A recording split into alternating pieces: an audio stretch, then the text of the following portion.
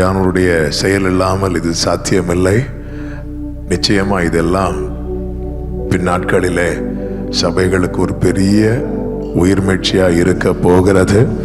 அதற்கான விதைகள் தான் இப்பொழுது கர்த்தர் நம்மை கொண்டு செய்ய வைத்திருக்கிறார். கர்த்தர் உங்களை ஆசீர்வதிப்பாராக. இந்த 4 நாட்கள் உங்கள் மத்தியிலே கர்த்தருடைய ஊழியத்தை செய்ய தேவன் பாராட்டின கிருபைகளுக்காக நான் ஆண்டவரை ஸ்தோத்திரிக்கிறேன். அன்போடு அழைத்த பாஸ்டர் ரேச்சி அவர்களை வாழ்த்துகிறேன்.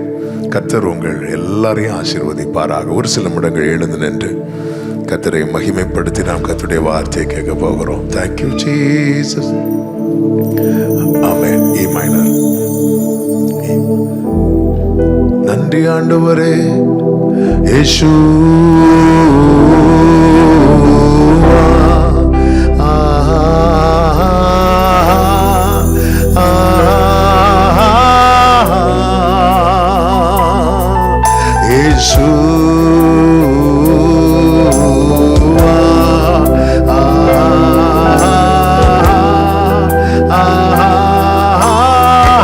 மறுபடியும் சொல்லுவோம் சத்தமாய். இயேசு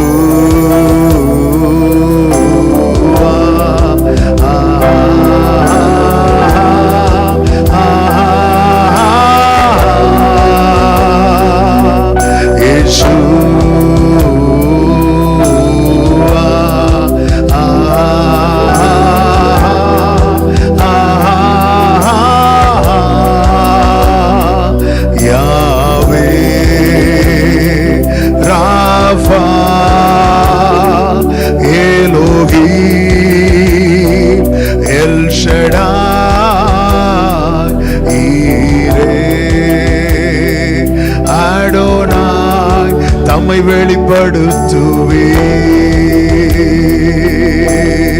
சொல்லுவோம் Yahweh Yahweh Rapha Rapha Elohim Elohim El Shaddai El Shaddai ஈரே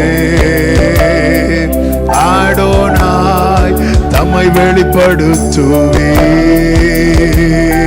எல்லாரும் 2 கரங்களை உயர்த்தி இயேசுவா இயேசு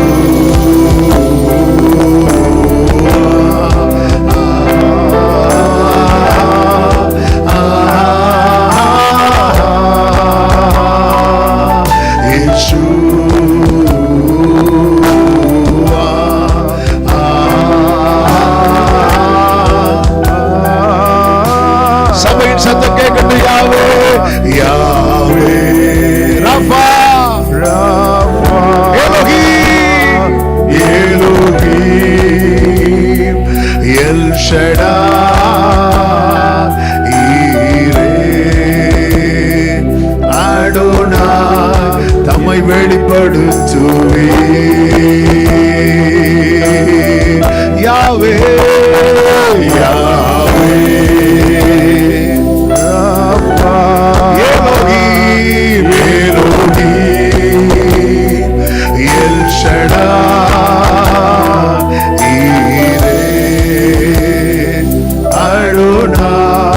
தம்மை வெளிப்படுத்துவே. அப்படி 2 கரங்களை உயர்த்தி உம்மை முழு உள்ளத்தோடு முழு பலத்தோடு அன்பு கூறுவே. ஆராதனை ஆராதனை ஆராதனை ஆராதனை ஆராதனை ஆராதனை. நன்றி ஆண்டவரே ஆராதனை ஆராதனை. ஒரே சத்தமாய் சொல்லுவோம். நன்றி ராஜா நன்றி ராஜா இயேசு ராஜா நன்றி ராஜா இயேசு ராஜா நன்றி ராஜா இயேசு ராஜா நன்றி ராஜா. சத்தத்தை உயர்த்தி நன்றி ராஜா நன்றி ராஜா இயேசு ராஜா நன்றி ராஜா, இயேசு ராஜா, இயேசு ராஜா, நன்றி ராஜா, இயேசு ராஜா, நன்றி ராஜா. ஒரு விஷயம் கூட, நன்றி ராஜா, நன்றி ராஜா, இயேசு ராஜா, நன்றி ராஜா, இயேசு ராஜா, நன்றி ராஜா, இயேசு ராஜா, இயேசு ராஜா, நன்றி ராஜா. நல்ல கரங்களை தட்டி தேவனுக்கு மகிமை. முழு பலத்தோடு கிருபையாய் நடத்துகிறவர், நம்மேல் கண் வைத்து ஆலோசனை சொல்லுகிறவர், அவர் நித்திய பிதா, சமாதான பிரபு, நம் ஜீவனின் அதிபதியான கர்த்தருக்கு கரங்களை தட்டி மகிமை. Glory, glory, hallelujah, hallelujah. நீ நல்லவர், உங்க கிருபை எவ்வளவு பெரியதான். ஓ, எத்தனை பேர் சொல்வீங்க, நான் நிற்கவில்லை, கர்த்தர் என்னை நிற்க வைத்திருக்கிறார், நான் கர்த்தரால் நிறுத்தப்பட்டிருக்கிறேன் சொல்றவங்க கரங்களை தட்டி. பயங்கரமான குழியிலும் உளையான சேற்றிலும் இருந்து தூக்கி எடுத்து கண்மலை மேல் நிறுத்தி அடிகளை உறுதிப்படுத்தினவரே, அடிகளை உறுதிப்படுத்தினவரே, ஓ நன்றி அப்பா. யாரும் அறியாத என்னை நன்றாய் அறிந்து தேடி வந்த நல்ல நேசரே. தூக்கி எறியப்பட்ட என்னை வேண்டும் என்று சொல்லி சேர்த்து கொண்ட நல்ல நேசரே. ஒன்றுமில்லாத என்னை காருண்யத்தாலே உயர்த்தி வைத்த நல்ல நேசரே. உயர்த்தும் அழகான கண்கள் என்னை கண்டதாலே முடிந்ததென்று நினைத்த நான் உயிர் வாழ்கின்றேன். அழகான கண்கள் என்னை கண்டதாலே முடிந்ததென்று நினைத்த நான் உயிர். இயேசுவே, இயேசுவே நீரே என் நேசர், என் மேலும் வரவன்று கூறி என்னையே நீக்க உம்மையே தந்தி. அன்பிற்கு எத்தனை பேர் சொல்லுவீங்க, என் வாழ்நாள் முழுவதும் உமக்காக வாழ்வே நீரே என்றென்று போதும். என் வாழ்நாள் முழுவதும் உமக்காக வாழ்வே நீரே என்றென்று போதும். சபையின் சத்தம் மட்டும் கேட்கட்டும். நீர் மாத்திரம் போதும், நீர் மாத்திரம் போதும், நீர் மாத்திரம் போதும் எனக்கு. நீர் மாத்திரம், நீர் மாத்திரம் போதும், நீர் மாத்திரம் போதும். Glory be to Jesus. கடைசியா எல்லாரும் கைகளை அசைத்து ஹalleluya, ஹalleluya, ஹalleluya.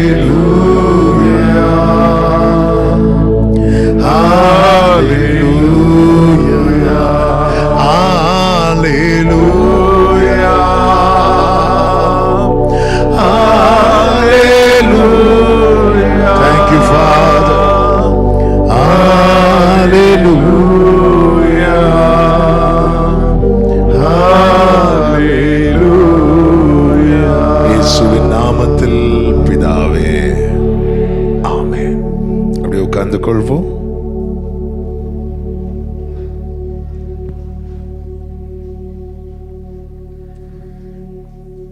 யாத்ராகமம் 10வது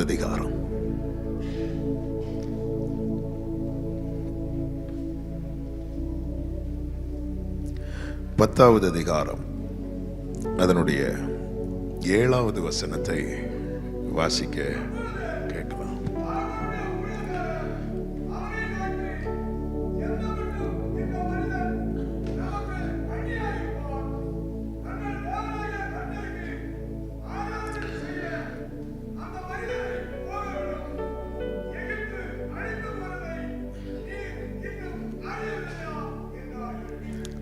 ஒரு விசை கூட கரங்களை உயர்த்தி ஹல்லேலூயா. பார்வோனுடைய ஊழியக்காரர் பார்வோனை பார்த்து சொல்றாங்க, இந்த மோசேயை குறித்து சொல்றாங்க. என்ன சொல்றாங்கன்னா, எந்த மனுஷன் எந்த மட்டும் இந்த மனிதன் நமக்கு கண்ணியாயிருப்பான், தங்கள் தேவனாகிய கர்த்தருக்கு ஆராதனை செய்ய அந்த மனிதரை போகவிடும். எகிப்து அழிந்து போனதை நீர் இன்னும் அறியவில்லையா? ஒரு திரள் கூட்ட ஜனங்கள் எகிப்தின் பிடியில் இருக்கிறாங்க. ஒரே ஒரு மனுஷன் எகிப்தியருக்கு கண்ணியா மாறினா மொத்த ஜனங்களுக்கும் விடுதலை. ஆமென். இந்த நாளிலே கர்த்தர் இந்த வார்த்தையை தான் நம்ம மத்தியிலே பேசும்படி விரும்புகிறார். எந்த மட்டும், how long will this man be a snare to us, trap to us? எந்த மட்டும் இவன் நமக்கு கண்ணியா இருப்பான்? எந்த ஒரு தேவ பிள்ளை சத்துருவுக்கு கண்ணியா மாறுறாங்களோ அது நிமித்தம் ஒரு கூட்டம் அடிமைத்தனத்திலிருந்து, பாவக்கட்டிலிருந்து, பிசாசின் பிடியிலிருந்து விடுவிக்கப்படுவார்கள். இப்போ கர்த்தருக்கு ஆராதனை செய்ய மனிதரை போக விடும் என்று இதுவரை கேட்ட சத்தம் மோசையின் சத்தம், ஆரோனின் சத்தம். இப்போ பார்வோனுடைய ஊழியக்காரரே சொல்றாங்க, விட்டுருங்க. ஆமென். இயேசுவின் நாமத்தில் சொல்லுகிறேன், நீங்க மட்டும் சத்துருவுக்கு கண்ணியா மாறிட்டீங்கன்னு வைங்களேன், உங்க குடும்பம் விடுவிக்கப்படும். ஹல்லேலூயா. நீங்க எல்லாருமே சத்துருவுக்கு கண்ணியா மாறிட்டீங்கன்னா இந்த தேசம் விடுவிக்கப்படும். ஆமென். கேட்கும் போது அப்படி இருக்குல்ல, மாறினாதான் இருக்கும். ஆமென். மாறணும். ஆமென். எந்த மட்டும் இஸ்ரவேலருடைய எகிப்தின் நிலைமை எப்படிப்பட்டதா இருக்கிறது என்றால், நமக்கு தெரியும், இஸ்ரவேலர் எகிப்துக்குள்ள என்ட்ராகும் போது யோசேப்பின் நாட்கள்ல 70 பேரா யாக்கோபு போறார். கொஞ்சமா இருக்கிறது வரைக்கும் பிரச்சனை கிடையாது. அவங்க பலுகி பெருக ஆரம்பிக்கிறாங்க. அதாவது சத்துருவுக்கு எதுதான் உருத்தம் தெரியுமா? ஒரு தேவர்களுடைய வளர்ச்சி. யோசேப்பை குறித்து யாக்கோபு சொல்லுவாரு, யோசேப்பு கனித்தரும் செடி, அதன் கொடி சுவர் மேல படரும். அந்த கொடி சுவர் மேல படறதுனால வில்வீரர் அவனை மனமடிவாக்கி.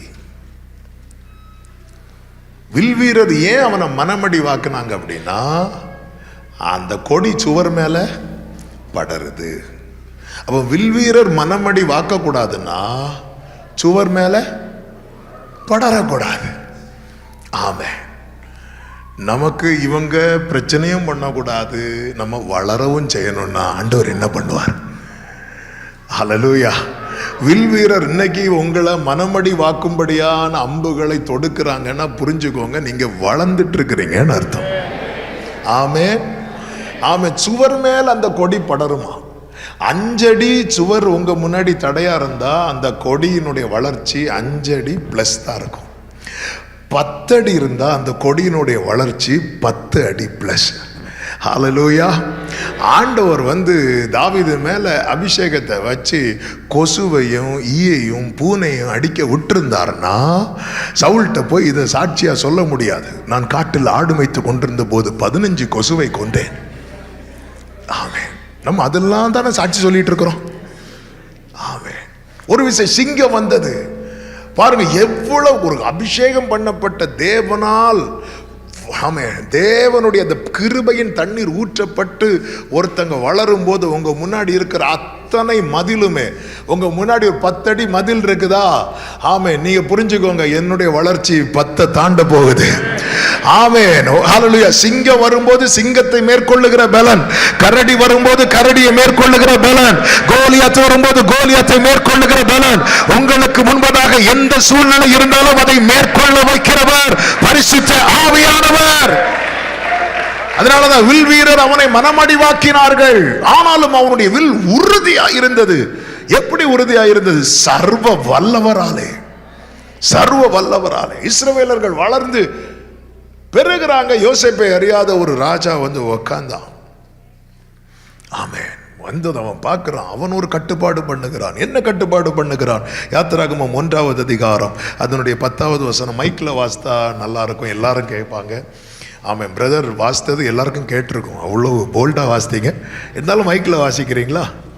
ஆமென். 1:10 அவர்கள் பெருகாதபடிக்கும் ஒரு யுத்தம் உண்டானால் அவர்களும் நம்முடைய பகைஞரோடு கூடி அவர்கள் பெருகாதபடிக்கும். சத்துருவனுடைய திட்டம் என்ன? நம்ம என்ன செஞ்சிடக்கூடாது? பெருகக்கூடாது.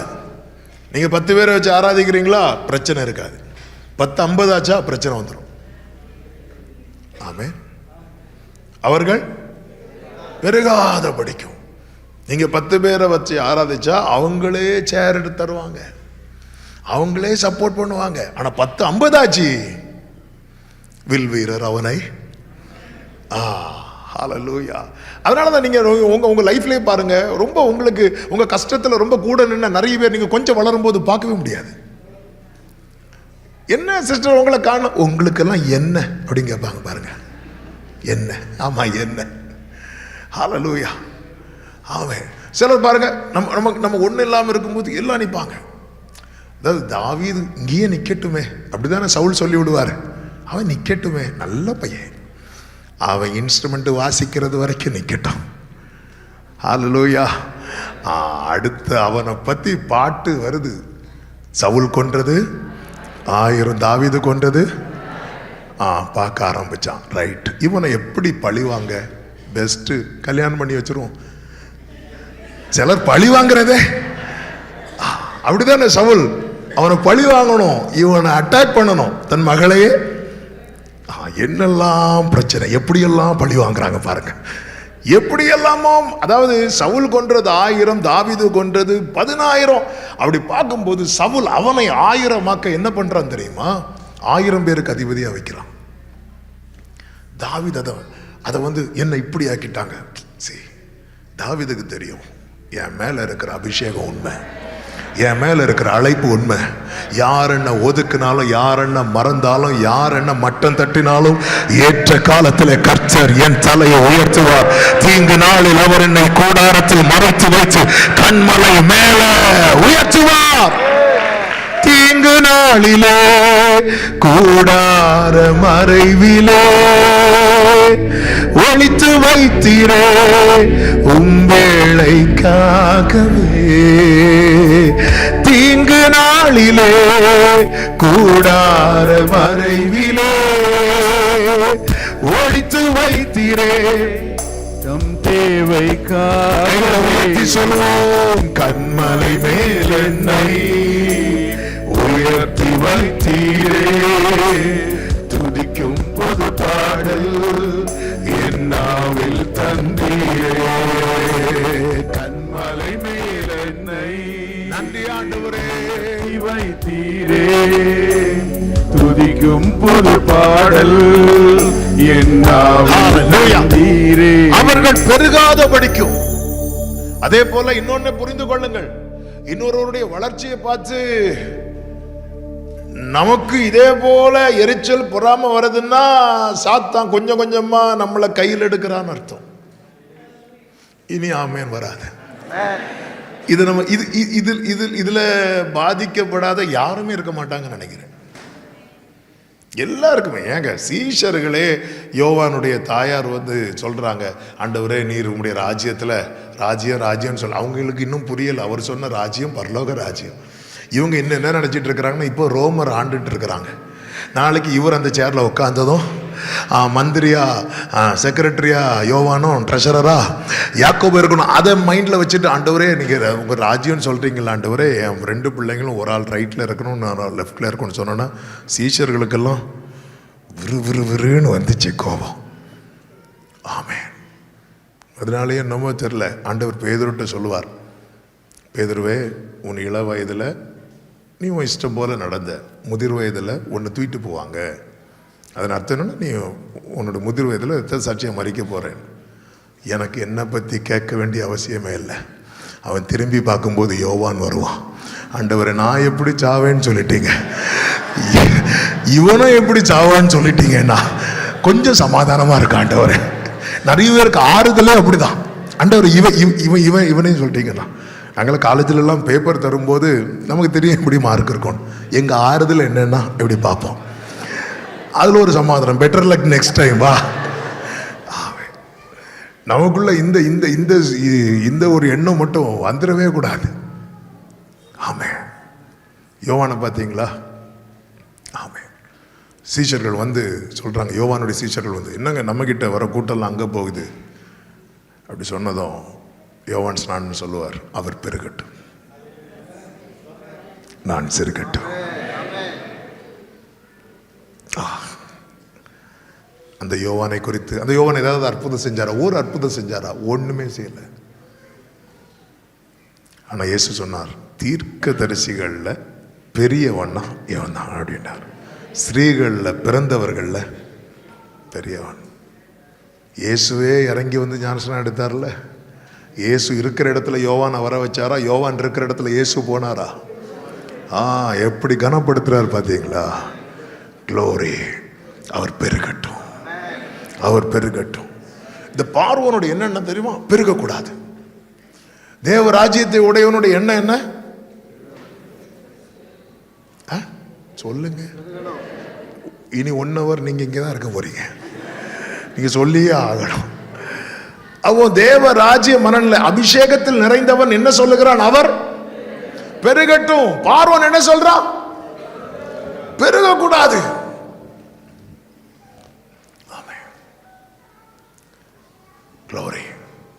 அவர்கள் பெருகாதபடிக்கும் ஒரு யுத்தம் உண்டானால் அவர்களும் நம்முடைய பகைஞரோட கூட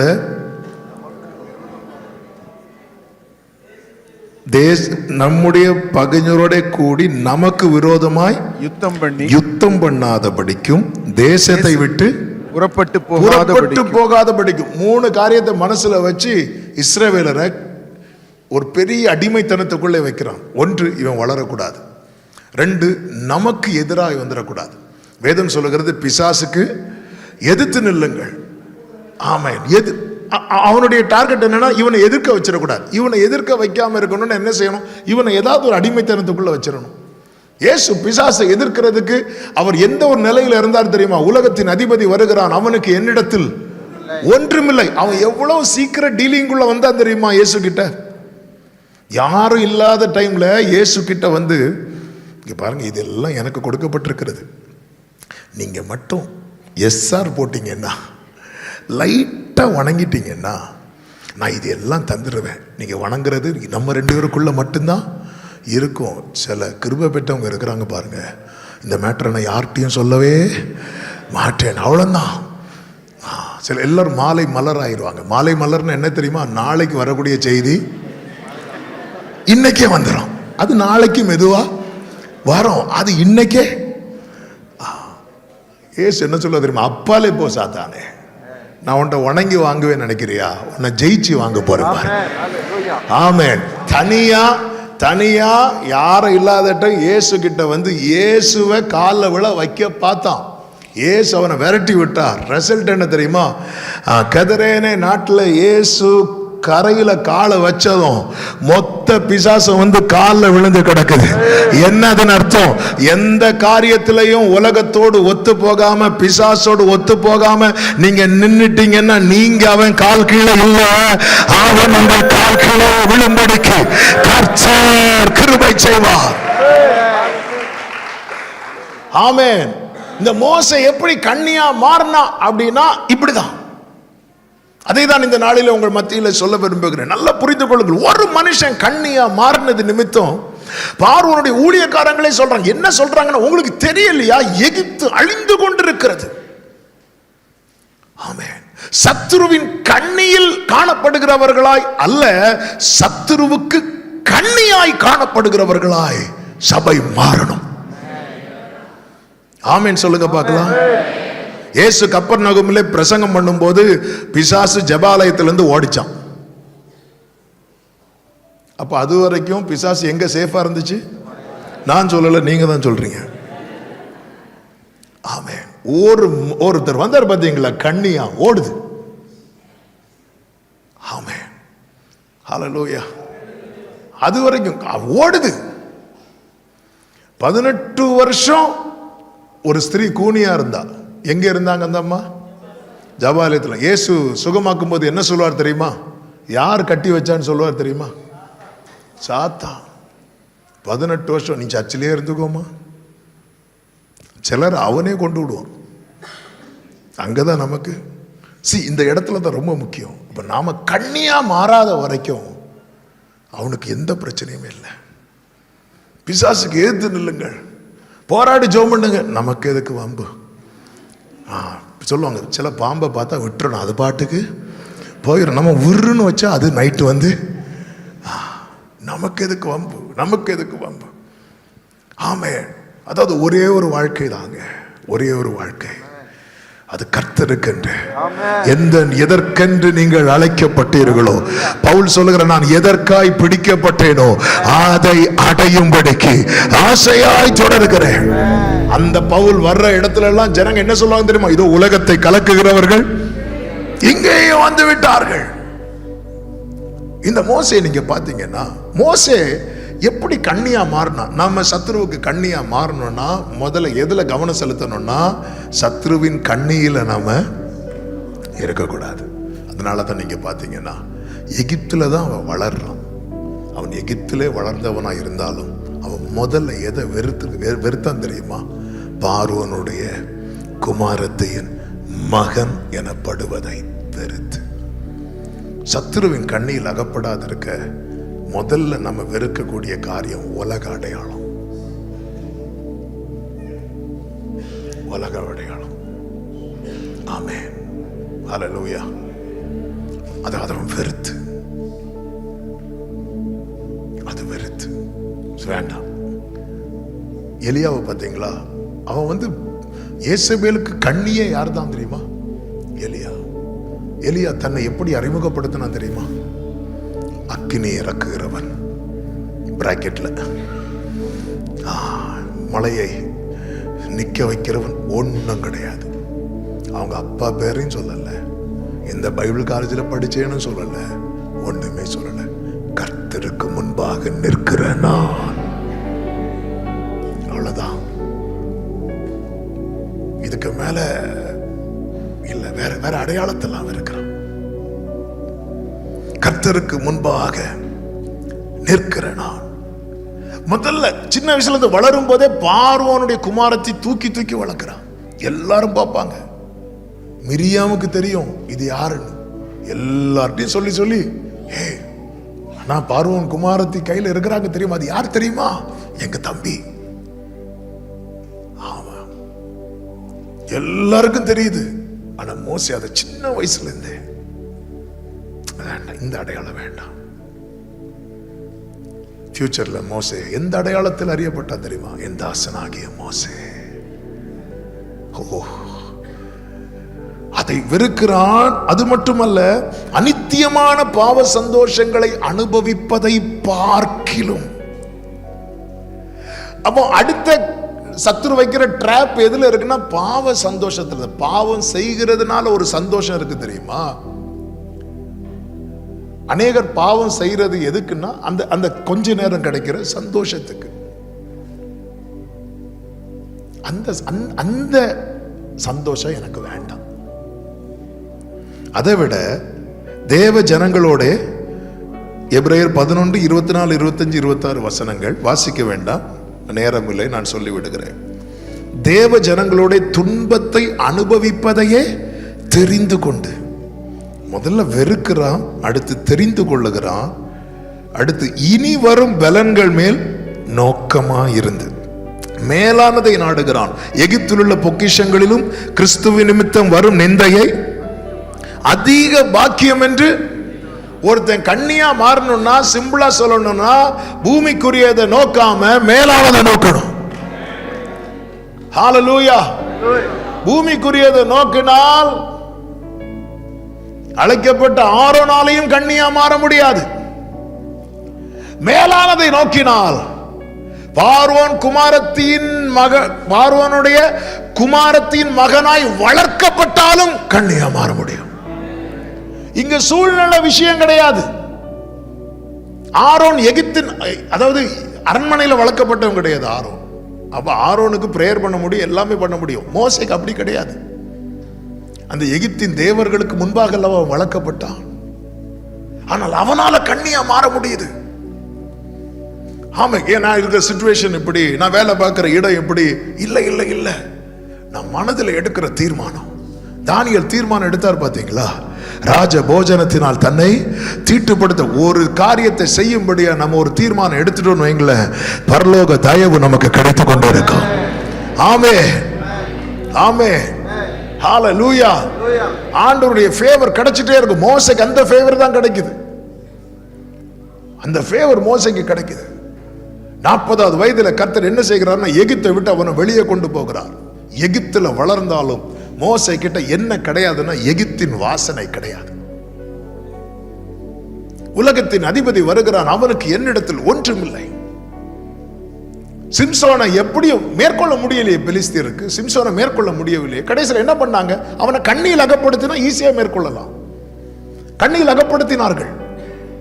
கண்ணியில் அகப்படுத்த தெளிலாளை பயன்படுத்தினார்கள். தெளிலாள் கேட்கிற, உங்களுக்கு இந்த பலம் எங்கிருந்து வருது கேட்கிறா. என்று சொல்ல மாட்டீங்களா? அவர் பார்த்தார், சொல்லாம விட மாட்டா. என்ன சொல்ல? அது நீ ஒரு புதிய கயிறினால் என்னை கட்டினால் அங்கதான் இருக்கு. ஓ அப்படியா? கட்டுவா. கட்டும்போது வேதம் என்ன சொல்லுகிறது தெரியுமா? அந்த கயிறு ஒரு நெருப்பு பட்டு நூல் அருந்து போவது போல உடைஞ்சு போகுது. அப்போ சிம்சோனுக்குள்ள இருந்து என்ன வெளிப்படுது? வல்லமை வெளிப்படுது இல்ல? இவர் ஓடுறார், திருப்பியும் வராரு, திருப்பியும் வந்தார். நீங்க நல்லா கவனிச்சீங்களா? ஒரு முயற்சி தோல்வி அடைந்தது, 2வது முயற்சி தோல்வி அடைந்ததுன்னு சொல்லி பெலிஸ்தியன் விட்டுட்டானா? ஆனா நம்ம ஒரு ஜெபம் கேட்கப்படலைன்னா அடுத்த திறப்பின் வாசல்ல ஆளே இல்லை, வாசலே திறக்கல. நாங்க எத்தனை மீட்டிங். பெலிஸ்தியனை பாருங்க, ஒரு முயற்சி தோல்வி அடைந்ததுன்னு சொல்லிட்டு அடுத்து விட்டானா? இல்ல, 2வது வாட்டி, 3வது வாட்டி. இந்த இடத்துல அவனுக்கு ஆண்டவருடைய ஃபேவர் இருக்குது இல்ல. இங்கதான் நிறைய பேர் தப்பு பண்றது. என்ன அப்படின்னா, அப்போ தப்பு பண்ணாலும் ஆண்டவர் காப்பாற்றுவாரா அப்படிங்கிற ஒரு பெரிய கேள்வி இருக்கிறது. நீங்க நல்லா கவனிச்சீங்கன்னா தெரியும். நியாயாதிபதிகள் 14, 15 அதிகாரங்கள்ல எடுக்க வேண்டாம், கவனிங்க. ஏன்னா அது சப்ஜெக்ட் இல்லாததுனால நாங்க போகல. காணப்பட்ட ஒரு சம்பவம் 16வது அதிகாரத்துல மிஸ் ஆகும். அங்கேயும் வல்லமை வெளிப்பட்டுச்சு. சிங்கம் வரும்போது வல்லமை வெளிப்பட்டுச்சு, இங்கேயும் வல்லமை வெளிப்படுது. ஆனா அங்க காணப்பட்ட ஒண்ணு இங்க காணப்படலை. என்ன தெரியுமா? அங்க பார்க்க முடியும், கர்த்தருடைய ஆவி அவன் மேல் இறங்கினார். அது இங்க மிஸ் ஆயிட்டு. இப்ப இவன்கிட்ட கிஃப்ட் மட்டும் இருக்கு. யார் இல்ல? கர்த்தர் இல்ல. நிறைய பேருக்கு கிஃப்ட் போதும், கிஃப்ட் மட்டும் வச்சுட்டு ரொம்ப நாள் ஓடாது. ரொம்ப நாள் ஓடாது. ஒரு ஃபேன் ஓடிட்டு இருக்குன்னு வைங்களேன், ஃபேன் ஓடிட்டு இருக்கு, நம்ம ஆஃப் பண்ணிட்டோம், ஃபேன் எப்போ நிற்கும்? அது நிற்கிறது வரைக்கும் என்னதான் செய்யும்? ஓடிட்டு தான் இருக்கும். ஆஃப் பண்ணவங்களுக்கு தான் தெரியும் அது இன்னும் கொஞ்ச நேரத்தில் நிற்கும். அது ஆஃப் பண்ணதே தெரியாம ஃபர்ஸ்டா பார்க்குறவங்களுக்கு எப்படி தான் தெரியும்? ஃபேன் என்னதான் பண்ணிட்டு இருக்கு? சிம்சன் அப்படிதான் பார்த்தான். அதனாலதான் 3 வாட்டி எஸ்கேப் பண்ண, 4வது வாட்டி ஃபேன் நின்றுட்டு.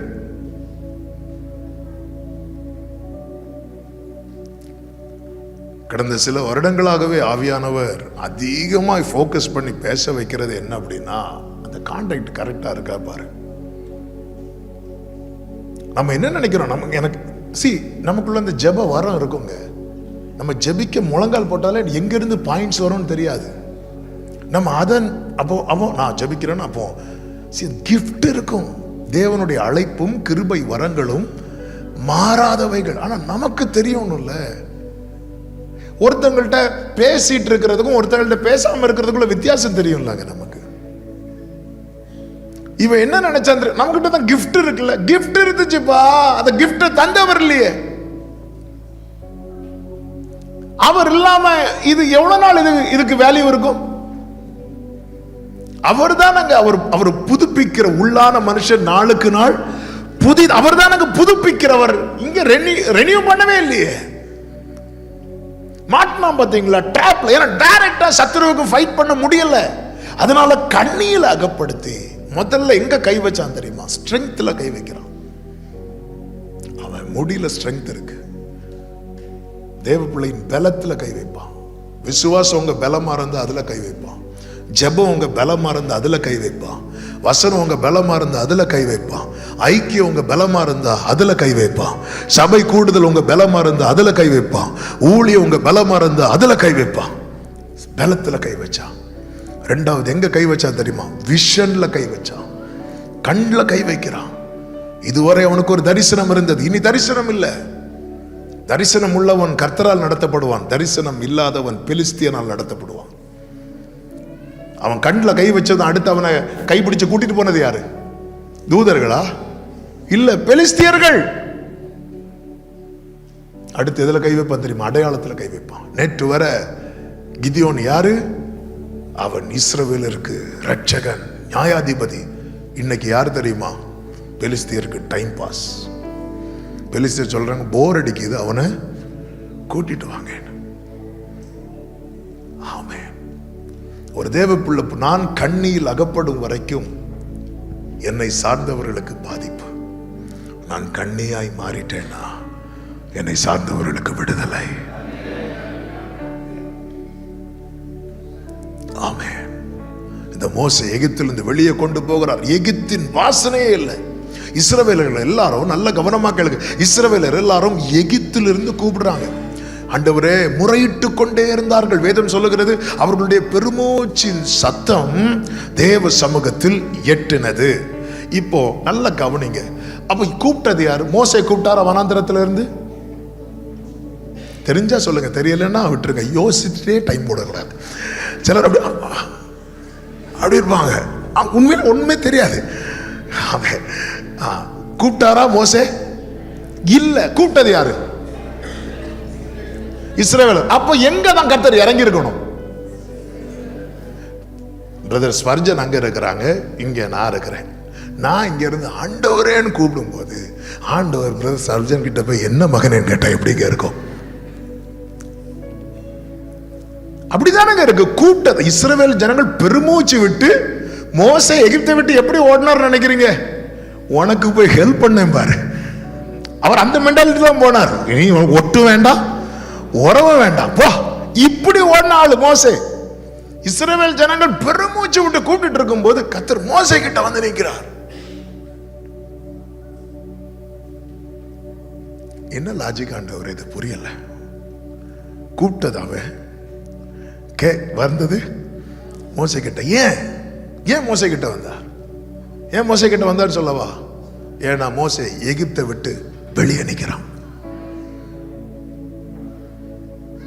தேவன் தேடுகிற மனுஷன் இவன் தான். எகிப்து என்பது அடிமைத்தனம்.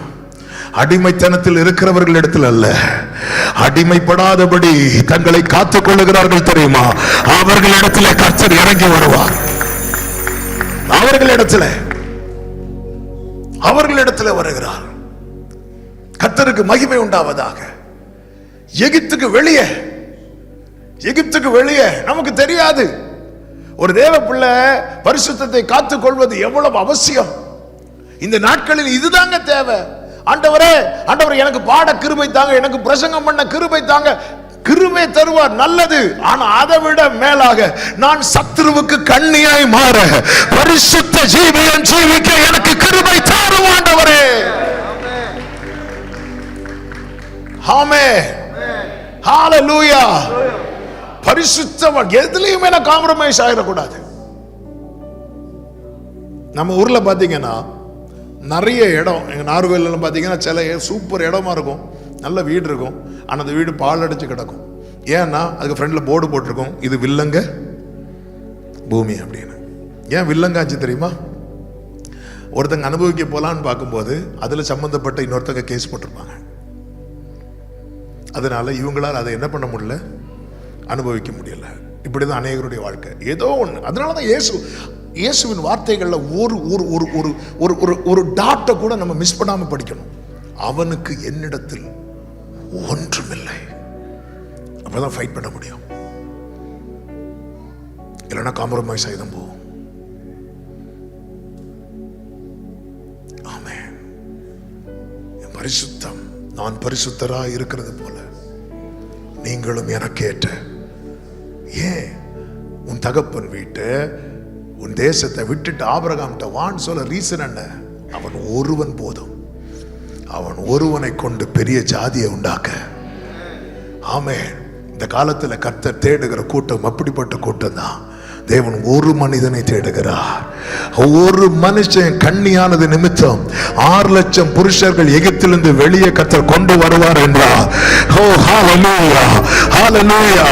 இத்தனை காலம் எப்படி வாழ்ந்தோம் என்றல்ல, இனி நமக்கு முன்பா இருக்கிற காலத்துல கர்த்தாவே, நான் சத்துருவின் கண்ணியில் அல்ல, சத்துருவுக்கு கண்ணியா இருக்கும்படிக்கு என்னை உருவாக்குங்கப்பா. ஆமென் சொல்லுங்க பார்க்கலாம்.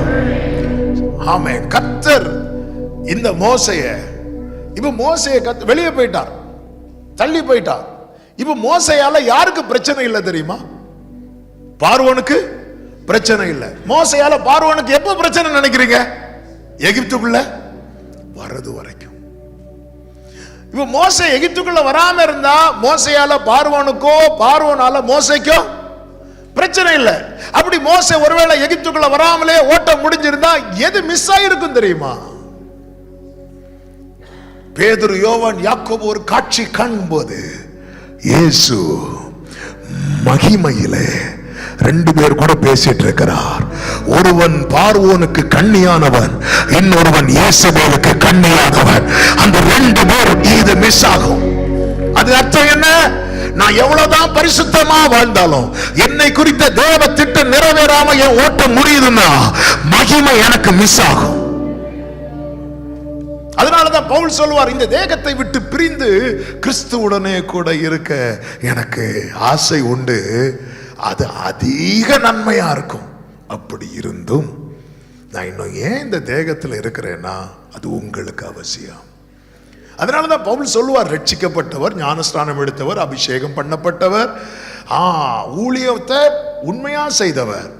அவர் சொல்றார், நான் அடைந்த ஆயிற்றென்று சொல்லாமல் நான் அடையணும்னா ஓடணும். பரம அழைப்பின் பந்தய பொருளுக்கா நான் லக்கை நோக்கி ஓடுகிறேன், ஓடுகிறேன், ஓடுகிறேன், இயேசுவுக்காய் ஓடுகிறேன். கைகளை உயர்த்தி அல்லேலூயா, அல்லேலூயா, அல்லேலூயா, அல்லேலூயா. கர்த்தருக்கு மகிமை உண்டாவதாக. ஆண்டவரே, என் வாழ்க்கையில ஆண்டவரே கிருபையாய் என்ன சத்துருவின் கண்ணிலிருந்து வெளியே கொண்டு வந்துட்டீங்கப்பா. இனி நான் சத்துருவுக்கு கண்ணியா மாறணும். ஆண்டவரே, வெளியே கொண்டு வந்துட்டீங்க, நான் சத்துருவுக்கு கண்ணியா மாறணும். அதாவது நம்ம லைஃபோடைய ஆமே, நம்ம எக்ஸாமில் ஜெயிச்சிட்டோன்னு வைங்களேன், சக்ஸஸ்ன்னு சொல்லுவோம், அது சக்ஸஸ்ஃபுல் லைஃப்னு சொல்லுவோம். ஆமே, தேவன் எதிர்பார்க்கிறது பர்பஸ்ஃபுல் லைஃப். ஒருத்தன் இப்படி வாழ்ந்தான்பா, ரொம்ப நல்லவன்பா, யாருக்கும் ஒரு தீமையும் செய்ய மாட்டான், அப்படியே போயிட்டான்பா, அந்த பேரெல்லாம் மறந்துடும். ஆமே, ஆனா கர்த்தருக்காய் பிரயோஜனப்படுகிற ஏதோ ஒன்று, ஒரு சேவலுக்கு பேதுருவ மனம் திரும்புதலுக்குள்ளே நடத்த பயன்பட முடியும்னா, ஒரு கழுதைக்கு பிழையாம உணர்த்த பயன்பட முடியும்னா, எவரையும் மேன்மைப்படுத்தவும் பலப்படுத்த ஆண்டவருக்கு தேவை நம்ம அவைலபிளா இருக்கணும். நம்ம செய்ய வேண்டிய ஒரு சில காரியங்களை மோசையின் வாழ்க்கையில வைத்து ஆவிக்குரிய கண்ணோட்டத்தோடு நான் சொல்லி ஜெபிக்க விரும்புகிறேன். ஒன்று, சமீபமாய் வா, கம் க்ளோசர் டு காட். யாத்திராகமம் 3வது அதிகாரம் 3-4 வசனங்களை வாசியுங்கள்.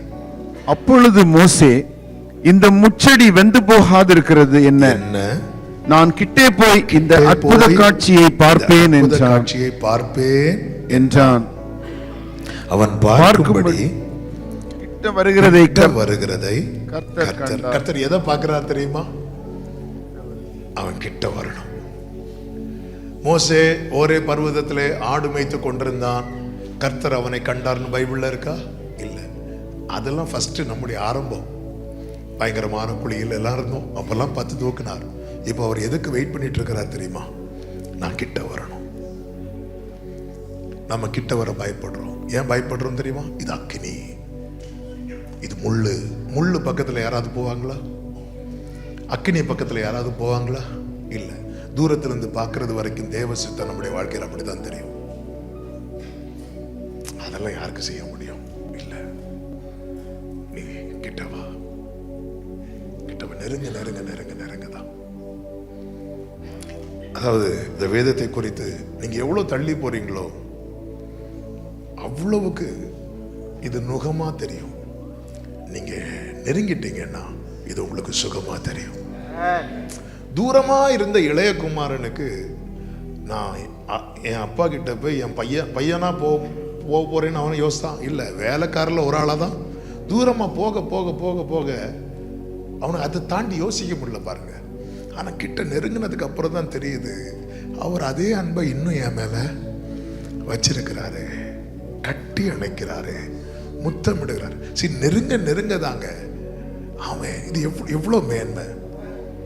ஆமாம், நல்ல முதிர்ந்த தேவ ஊழியர்களை கூப்பிட்டு நீங்கள், அதாவது ஒரு தேவ மனிதர்கிட்ட கேட்டேன். அவருடைய பேர் சொன்னால் அவங்க எல்லாருக்கும் தெரியும், நான் சொல்லலை. அவருடைய சாதனை என்பது ரொம்ப பெருசு, அவ்வளோ ஊழியம் செஞ்சார். அவர் சொல்றாரு, ஜான் ஒண்ணுமே செய்யாத மாதிரியே ஃபீல் ஆகுது அப்படிங்கிறார். நான் சொன்னேன், நீங்க ஒண்ணுமே செய்யாத மாதிரி ஃபீல் ஆகுதுன்னா நாங்க இன்னும் மேட்சுக்கே வரல. நாங்க இப்போதான் டிக்கெட் எடுத்து கியூலே, இந்த மாதிரிலாம் பேசாதீங்க. ஒண்ணுமே செய்யாதது மாதிரியே ஃபீல் ஆகுது. அதாவது என்ன ஃபீல் பண்றாங்கன்னா, கொஞ்சம் கூட சீக்கிரம் வந்திருக்கலாமோ. சரி, நம்ம தள்ளி, அது அக்கினி, அதெல்லாம் எல்லாரும் செய்ய முடியாது. இல்லை, நீ கிட்ட வருகிறதை கர்த்தர் கண்டு, அதாவது நெருங்கணும். யோசித்து பாருங்க, இவன் நெருங்கினதும் கர்த்தர் மோசே அப்படின்னார். அதாவது நம்முடைய ஆரம்பத்தில் நம்மை பெயர் சொல்லி அழைத்தார். இப்பொழுது அவர் பெயர் சொல்றதுக்காக நாம நெருங்கணும்னு வெயிட் பண்றார். சிலர் சொல்லலாம், என்ன ஆண்டவர் அழைத்தா நான் ஆண்டவர் சித்தம் செய்வேன். ஆண்டவர் சொல்ல, நீ வா, உன்னை அழைக்கிறேன், உன் மேல அழைப்பு இருக்கு, நீ வா, நீ நெருங்கு. அதாவது தாயின் கருவில் தோன்றும் முன்னமே நம்மை தேவன் தெரிந்தெடுக்கிறார். எரேமியாட்ட என்ன சொல்லுவார்? நீ தாயின் வயிற்றில் இருக்கும் போதே உன்னை நான் இஸ்ரவேலுக்கு தீர்க்கதரிசியாக தெரிந்து கொண்டேன்னு சொல்றார். அதாவது அதை புரியும்படி சொல்லணும்னா, ஆண்டவருடைய சித்தம் கம்ப்ளீட் ஆகணும்னா 2 பேர் சைன் பண்ணணும். அவரும் சைன் பண்ணணும், நாமும் சைன் பண்ணணும். அவர் எப்போ சைன் பண்ணுவார் தெரியுமா? நம்ம பிறக்கிறதுக்கு முன்னாடியே சைன் பண்ணிட்டார். இனி நம்முடைய சிக்னேச்சருக்காக வெயிட்டிங். ஆமே. நான் சைன் பண்ணா அந்த ப்ராசஸ் ஸ்டார்ட் ஆகும். அவர் அதுக்கெல்லாம் வெயிட் பண்ணிட்டே இருக்கிறார். எரேமியா சொல்ல, நான் சின்ன பிள்ளை ஆண்டவரே, நான் சின்ன பிள்ளை ஆண்டவர். ஆண்டு நீ சின்ன பிள்ளைன்னுலாம் சொல்லாத, இங்கே பாரு நான் உன்னை ஏற்படுத்துறேன். இப்போ எரேமியா எஸ்ன்னதும் ஆண்டவர் என்ன சொல்லுவார் தெரியுமா? இன்றைய தினம் நான் உன்னை ஏற்படுத்தினேன் அப்படின்பார். தேவ சித்தம் என்பது தற்செயலாய் போடப்பட்டதல்ல, இது ஏற்கனவே போடப்பட்டது. ஆண்டவர் ஏற்கனவே ஒரு சைடுல எழுதிட்டார். நம்முடைய அர்ப்பணிப்புக்காக கர்த்தர் வெயிட் பண்ணிட்டு இருக்கிறார். நீங்க மட்டும் இன்னைக்கு எஸ் சொல்லி பாருங்க. இன்றிலிருந்து உங்களை நடத்துகிற விதம் வித்தியாசமா இருக்கும். இதுவரை உங்க பலத்துல நீங்க நடந்தீங்க, இனி அவர் பலத்துல நீங்க நடக்க போறீங்க. ஹalleluya. சமீபமாய் மோசே சமீபமாய் வரும்போது மோசே அப்படிங்கிறார். உடனே மோசே அடியேன் அப்படிங்கிறார். இதுக்கு முன்னாடி ரெண்டு பேரும் பேசினதே கிடையாது, எதுவுமே தெரியாது. நெருங்கும் போது என்ன இங்க உண்டாகுதுன்னா, அவர் மேல நான் கீழே, அவர் பெறுகிறார். மோசே அடியேன், அவ்வளவுதான். இப்போ கவனிங்க, நீங்க ஃபர்ஸ்டா ஒரு நபரை பார்க்கும்போது மேக்சிமம் என்ன பேசிடுவீங்க? ஃபர்ஸ்ட் டே வந்த ஃபர்ஸ்ட் ரெஜி வந்து எனக்கு ஃபோன் பண்ணாங்க, பாஸ்டர் இப்படி ஒரு மீட்டிங் வைக்கலான் இருக்கிறோம். சரி, ஒரு நிமிஷம் 2 நிமிஷம் பேசும், அதோட முடிஞ்சு. ஏன்னா எனக்கு பழக்கம் கிடையாது. இறங்கியாச்சு, ஏர்போர்ட்டில் வந்து பேசியாச்சு. ஃபர்ஸ்ட் நல்லா இருக்கீங்களா? நல்லா இருக்கிறோம். ட்ராவல்லாம் ஓகேவா இருந்தால் ஓகேவா இருந்தால் அதை தாண்டி வேற கேட்க முடியாது. ஏன்னா எங்களுக்குள்ள 2வது நாள் போகும்போது இன்னும் கொஞ்ச நேரம் கூட பேசணும், 3வது நாளில் இன்னும் கொஞ்சம் கூட பேசணும். பழக தான் நம்ம கான்வர்சேஷனுடைய ஆழம் கூடும். ஆனால் இங்கே நீங்கள் கவனிச்சிங்கன்னா, மோசே நெருங்கினதுமே ஆண்டவர் தம்முடைய இருதயத்தில் இருக்கிற பாரத்தை அவனுக்குள்ள இறக்கிட்டார். என் ஜனத்தின் உபத்திரவத்தை நான் பார்க்கவே பார்த்து. ஃபர்ஸ்ட் டைம் பேசுறார் ஒரு ஆள்கிட்ட. ஃபர்ஸ்ட் டைம் ஒரு ஆள்கிட்ட எப்படியாங்க பேசுவோம் நம்ம? Hello, how are you? Fine, hi, bye, முடிஞ்சு. இதுக்கு மேல நமக்கு என்னங்க ஓடும்? இதுக்கு மேல என்ன ஓடும்? ஆனா ஆண்டவர் வந்து அவருடைய இருதயம் அவர் வெயிட் பண்ணிட்டு இருக்கிறார். இந்த மோசே ஒரு ஸ்டெப் ஃப்ரெண்ட்ல வர மாட்டானா, நான் என் இருதயத்தை அவன்கிட்ட ஷேர் பண்ணணுமே. அதனாலதான் தேவனை தேடுகிற உணர்வுள்ளவன் உண்டோ என்று பார்க்கிறார். தன் மனதின் பாரம். ஏன்னா ஜனம் அங்க கூக்குரல் இட்டு இருக்கிறாங்க. அத்தனை கூக்குரல் இடுகிற அத்தனை ஜனங்களும் எகிப்து என்கிற கண்ணியில இருக்கிறாங்க. மோசே மட்டும்தான் வெளியே இருக்கிறான். அவன் தான் தேவை. என் ஜனத்தின் உபத்திரவத்தை நான் பார்க்கவே பார்த்து, கூக்குரலை கேட்கவே கேட்டு வேதனையை நான் அறிந்திருக்கிறேன். நான் உன்னை அனுப்புறேன் மோசே, வா. ஆண்டவரோடு நம்ம நெருங்க நெருங்க நெருங்க தேவன் தம்முடைய இருதயத்தில் இருக்கிறத.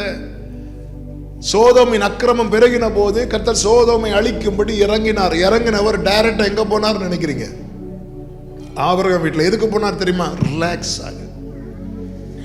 ஆபிரகாம் சொல்றாரு, இந்த மரத்தடியிலே உட்கார்ந்து இளைப்பாருங்கள், நான் உங்களுக்கு அப்பம் கொண்டு தருகிறேன், கொஞ்சம் உங்களை திடப்படுத்துங்கள். யாரை திடப்படுத்துறாரு?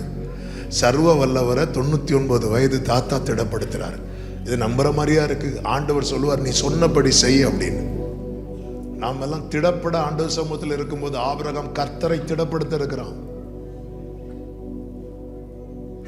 அப்படியே வந்து அந்த இடத்துல நீங்க கவனிச்சீங்கன்னா, ஆபிரகாமும் ஆண்டவர்கிட்ட வந்து 24 வருஷமா தருவேன். சிலர் பார்த்தீங்களா, நமக்கு சாப்பாடு வாங்கி தந்து குத்துவாங்க.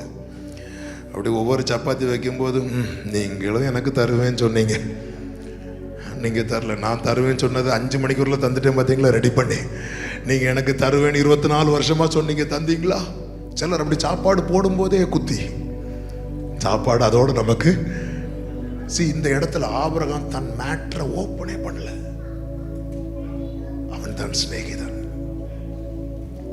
இப்ப எனக்கு ஏன் தேவையில்லை பெருசு, அவர் தேவைதான் பெருசு. இப்படி ஒருவனை தேடுகிறார். அது 80 வயசானாலும் சரி, 99 வயசானாலும் சரி, சாமுவேலை போல சின்ன பையனாலும் சரி. இங்க வயசு மேட்டர் இல்ல, சைஸும் மேட்டர் இல்ல, படிப்பு விஷயம் கிடையாது, பேக்ரவுண்ட் விஷயம் கிடையாது. நீங்க அவைலபிளா இருக்கிறீங்கன்னா கர்த்தர் தம்முடைய திட்டத்துல உங்களையும் இணைத்து செயல்பட.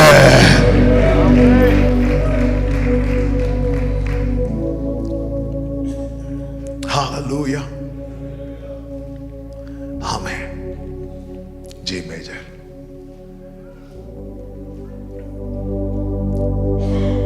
அற்பமான வாழ்வு அற்புதமாய் மாற அனைத்தையும் தந்தே ஆட்கொள்ளும் தேவா. அற்பமான வாழ்வு அற்புதமாய் மாற அனைத்தையும் தந்தே ஆட்கொள்ளும் தேவா. நான் சிறுகவோ நீ பெருகவோ, நான் சிறுகவோ நீர் பெருகவோ. தீபத்தில் திரியாய் எடுத்தாக்கொள் கல்வாரி ஸ்நேகம் கரைத்திடும் என்னை கல்மனமாக்கி கரைந்தோடு செய்யும். ஆண்டவர் பவுலை ஃபர்ஸ்டா தமஸ்குவுக்கு போகிற வழியில சந்திக்கிறார். பவுல் வாழ்க்கையில ஆண்டவர்கிட்ட 2 கேள்விதான் கேட்பார். முதல் கேள்வி, ஆண்டவரே நீர் யார்? அவர் யாருன்னு தெரிய ஆரம்பிச்சதோ அடுத்த கேள்வி, நான் என்ன செய்ய சித்தமா இருக்கிறேன். சத்துருவுக்கு கண்ணியாய் இருக்கிறவன் நீர் எனக்கு என்ன செய்வீர் என்று கேட்க மாட்டான், நான் உமக்கு என்ன செய்ய வேண்டும் என்று கேட்பான். இன்னைக்கு நீர் எனக்கு என்ன செய்வீர் என்று கேட்கிற கூட்டம் திரள். எல்லாம் விட்டு வந்த பேதுருவும் கேட்டார், ஆண்டவரே எல்லாத்தையும் விட்டு வந்தோம் எங்களுக்கு என்ன செய்வீர்? ஆண்டவருக்கு அவ்வளவு வலி.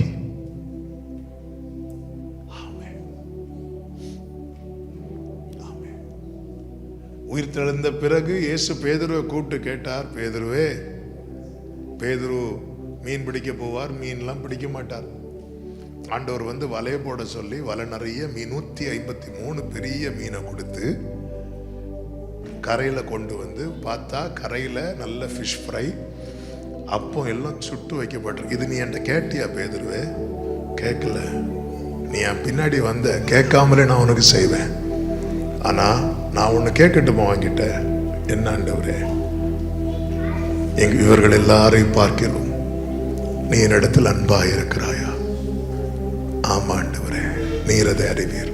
என் ஆட்டுக்குட்டிகளை மேய்ப்பாயாக. ஆண்டவர்கிட்ட, ஆண்டவர் எனக்கு என்ன செய்வீங்க என்று கேட்கிறதை விட நான் என்ன செய்யணும் ஆண்டவரே, இந்த மனநிலை உடையவனதான் கர்த்தர் எகிப்துக்கு கண்ணியாக பயன்படுத்துவார். நான் என்ன செய்யணும் ஆண்டவரே? நீ சமீபமாய் வா. கர்த்தர் தம்முடைய இருதயத்தில் இருக்கிற உன்னை குறித்த காரியம், தம்முடைய பாரத்தை கர்த்தர் தெரியப்படுத்துவார். நெருங்கணும். உன் சித்தம் போல்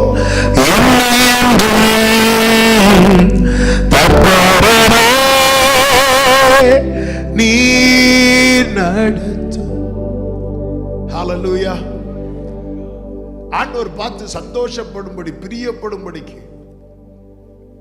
நம்முடைய வாழ்க்கை மாற இனியாவது ஒப்பு கொடுக்க மாட்டோமா? என் குடும்பத்தில் இருக்கிற எல்லாரும் ரட்சிக்கப்படணும் அப்படி விரும்புறவங்களை கை தூக்க சொன்னா எல்லாரும் கை தூக்குவோம். வேண்டாம். ஆண்டவர் சொல்றார், ஒரு மனுஷன் கண்ணியா மாறினதும் ஒரு மொத்த கூட்டம் வெளியே வருது. சூலேமியாள் என்ன சொல்லுவா தெரியுமா? ராஜா என்னை அவருடைய அறைக்குள்ளே அழைத்து கொண்டு போனார். அடுத்த வார்த்தை, என்னை இழுத்து கொள்ளும் நாங்கள் உமக்கு பின்னே ஓடி வருவோம். அது சரியான தமிழா தப்பான தமிழா? என்னை இழுத்துக்கொள்ளும் நான் ஓடி வருவேன், இது சரியா? என்னை இழுத்துக்கொள்ளும் நாங்கள் ஓடி வருவோம், எது சரி? எங்களுக்கு தமிழ்லாம் தெரியாது. ஆமா, ஆக மொத்தத்தில் இங்க இருக்க நிறைய பேருக்கு ஒரு லாங்குவேஜும் இதான் உண்மை. இவ சொல்ற என்னை இழுத்துக்கொள்ளும் நாங்கள் ஓடி வரோம். அதன் அர்த்தம் என்னன்னா, என்ன நீங்க இழுத்துட்டீங்கன்னா நான் தனியா வர மாட்டேன், 4 பேரை கூட்டிட்டு தான் வருவேன். ஒரு யூதனுடைய வஸ்திர தொங்கலை 10 பேர் பிடிச்சிட்டு சொல்லுவாங்களா, கர்த்தர் உங்க கூட இருக்கிறார். இது சாத்தியமா? யூதனுடைய வஸ்திர தொங்கலை 10 பேர் பிடிக்கணும்னா அந்த 10 பேர் மாறக்கூடாது. யார் மாறணும் தெரியுமா? யூதன் மாறணும். தொட்டு பாருங்க.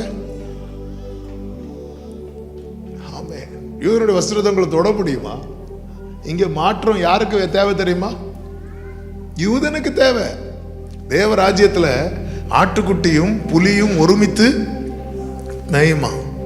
ஆட்டுக்குட்டியும் புலியும் ஒருமித்து புல்லு மேயணும்னா யாருக்கு மாற்றம் வரணும்? புலிக்கு. ஆல்ரெடி ஆடு என்னதான் மேய்ஞ்சிட்டு இருக்கு, புலிக்கு தான் மாற்றம் வரணும். அதுக்கு டேஸ்ட்டுக்கு மாற்றம் வரணும், சவுண்டுக்கு மாற்றம் வரணும். அது அது அது வெஜிடேரியன் மாதிரி ஆட்டு பக்கத்தில் போய் ஐ எம் பியூர் வெஜிடேரியன், அதுலேயே அட்டாக்ல செத்துரும். அப்போ சவுண்டு மாறணும், டேஸ்ட் மாறணும். இந்த புலி மாறிட்டுன்னு யாருக்கு நம்பிக்கை வரணும்? ஆட்டுக்கு நம்பிக்கை வரணும். நான் ஸ்டேட்டஸ்ல வச்சாலாம் நம்பாது. அவன் சில பாத்தீங்களா, நான் இன்று முதல் 3 நாள் ஜெபம் பண்ண போறேன். ஏன்னா ஆண்டவர் ஸ்டேட்டஸ் பார்த்தா தான் தெரியும். ஓ, என் பிள்ளை ஜெபத்துல இருக்கிற ஒரு நல்ல வேளை அவர் ஸ்டேட்டஸ் பார்த்தாரு. அவர் மட்டும் ஒரு வேளை பார்க்கலன்னா நான் ஜெபம் பண்ண தெரிஞ்சிருக்காரு. நான் எவ்வளவு மாறி இருக்கிறேன் அப்படிங்கிறது நான் சொல்லி அல்ல, என்னை பார்க்கிறவங்க நம்பணும் இவன் உண்மையிலே மாறி இருக்கிறான். அந்த மாற்றம் தான் ஆட்டுக்குட்டி புலி கூட போய் இன்னைக்கு சர்ச்சில் நம்ம பக்கத்திலே வந்து உட்கார மாட்டேங்கிறாங்களே. வந்து உட்காருங்க, நான் பழைய மாதிரி எல்லாம் கிடையாது, ஒன்னும் செய்ய மாட்டேன், வந்து உட்காருங்க. நீங்க பார்க்கிற பார்வையிலே 2012 நினைக்கிறேன், 12லயோ 13லயோ ஒரு சிஸ்டர் சர்ச்சிலேருந்து போய் ஒரு 5 இயர்ஸ் கழிச்சு திருப்பி வந்தாங்க. திருப்பி வரும்போது கேட்டேன், சிஸ்டர் 5 இயர்ஸ் எங்கே போறீங்க, வெளியூர் போயிட்டீங்களா, உங்களை கான்டாக்ட் பண்ணவே முடியல? அப்படிலாம் ஒன்றும் இல்லை. என்ன பிரச்சனை? இல்லை, நான் அப்போ வந்திருந்தேன் சர்ச்சுக்கு. சரி, அப்போ ஒருத்தங்க உட்காந்துருந்தாங்க பக்கத்தில், அவங்க பேகை வச்சுருந்தாங்க. அவங்கள்ட்ட சொன்ன, இந்த பேகை எடுங்க, நான் உட்காடுறேன்னு. என்ன ஒரு பார்வை பார்த்தாங்க பாஸ்டர். 5 வருஷம் கழிச்சு திருப்பி வரேன். என்ன எஃபெக்ட் அந்த பார்வைக்கு? ஒரே பார்வை. பார்க்க வேண்டியவங்களை இப்படி பார்க்க மாட்டோம். இப்படி எல்லாம் பிசாசை பார்த்திருந்தா அது அந்த எல்லா பக்கமே வந்திருக்காது.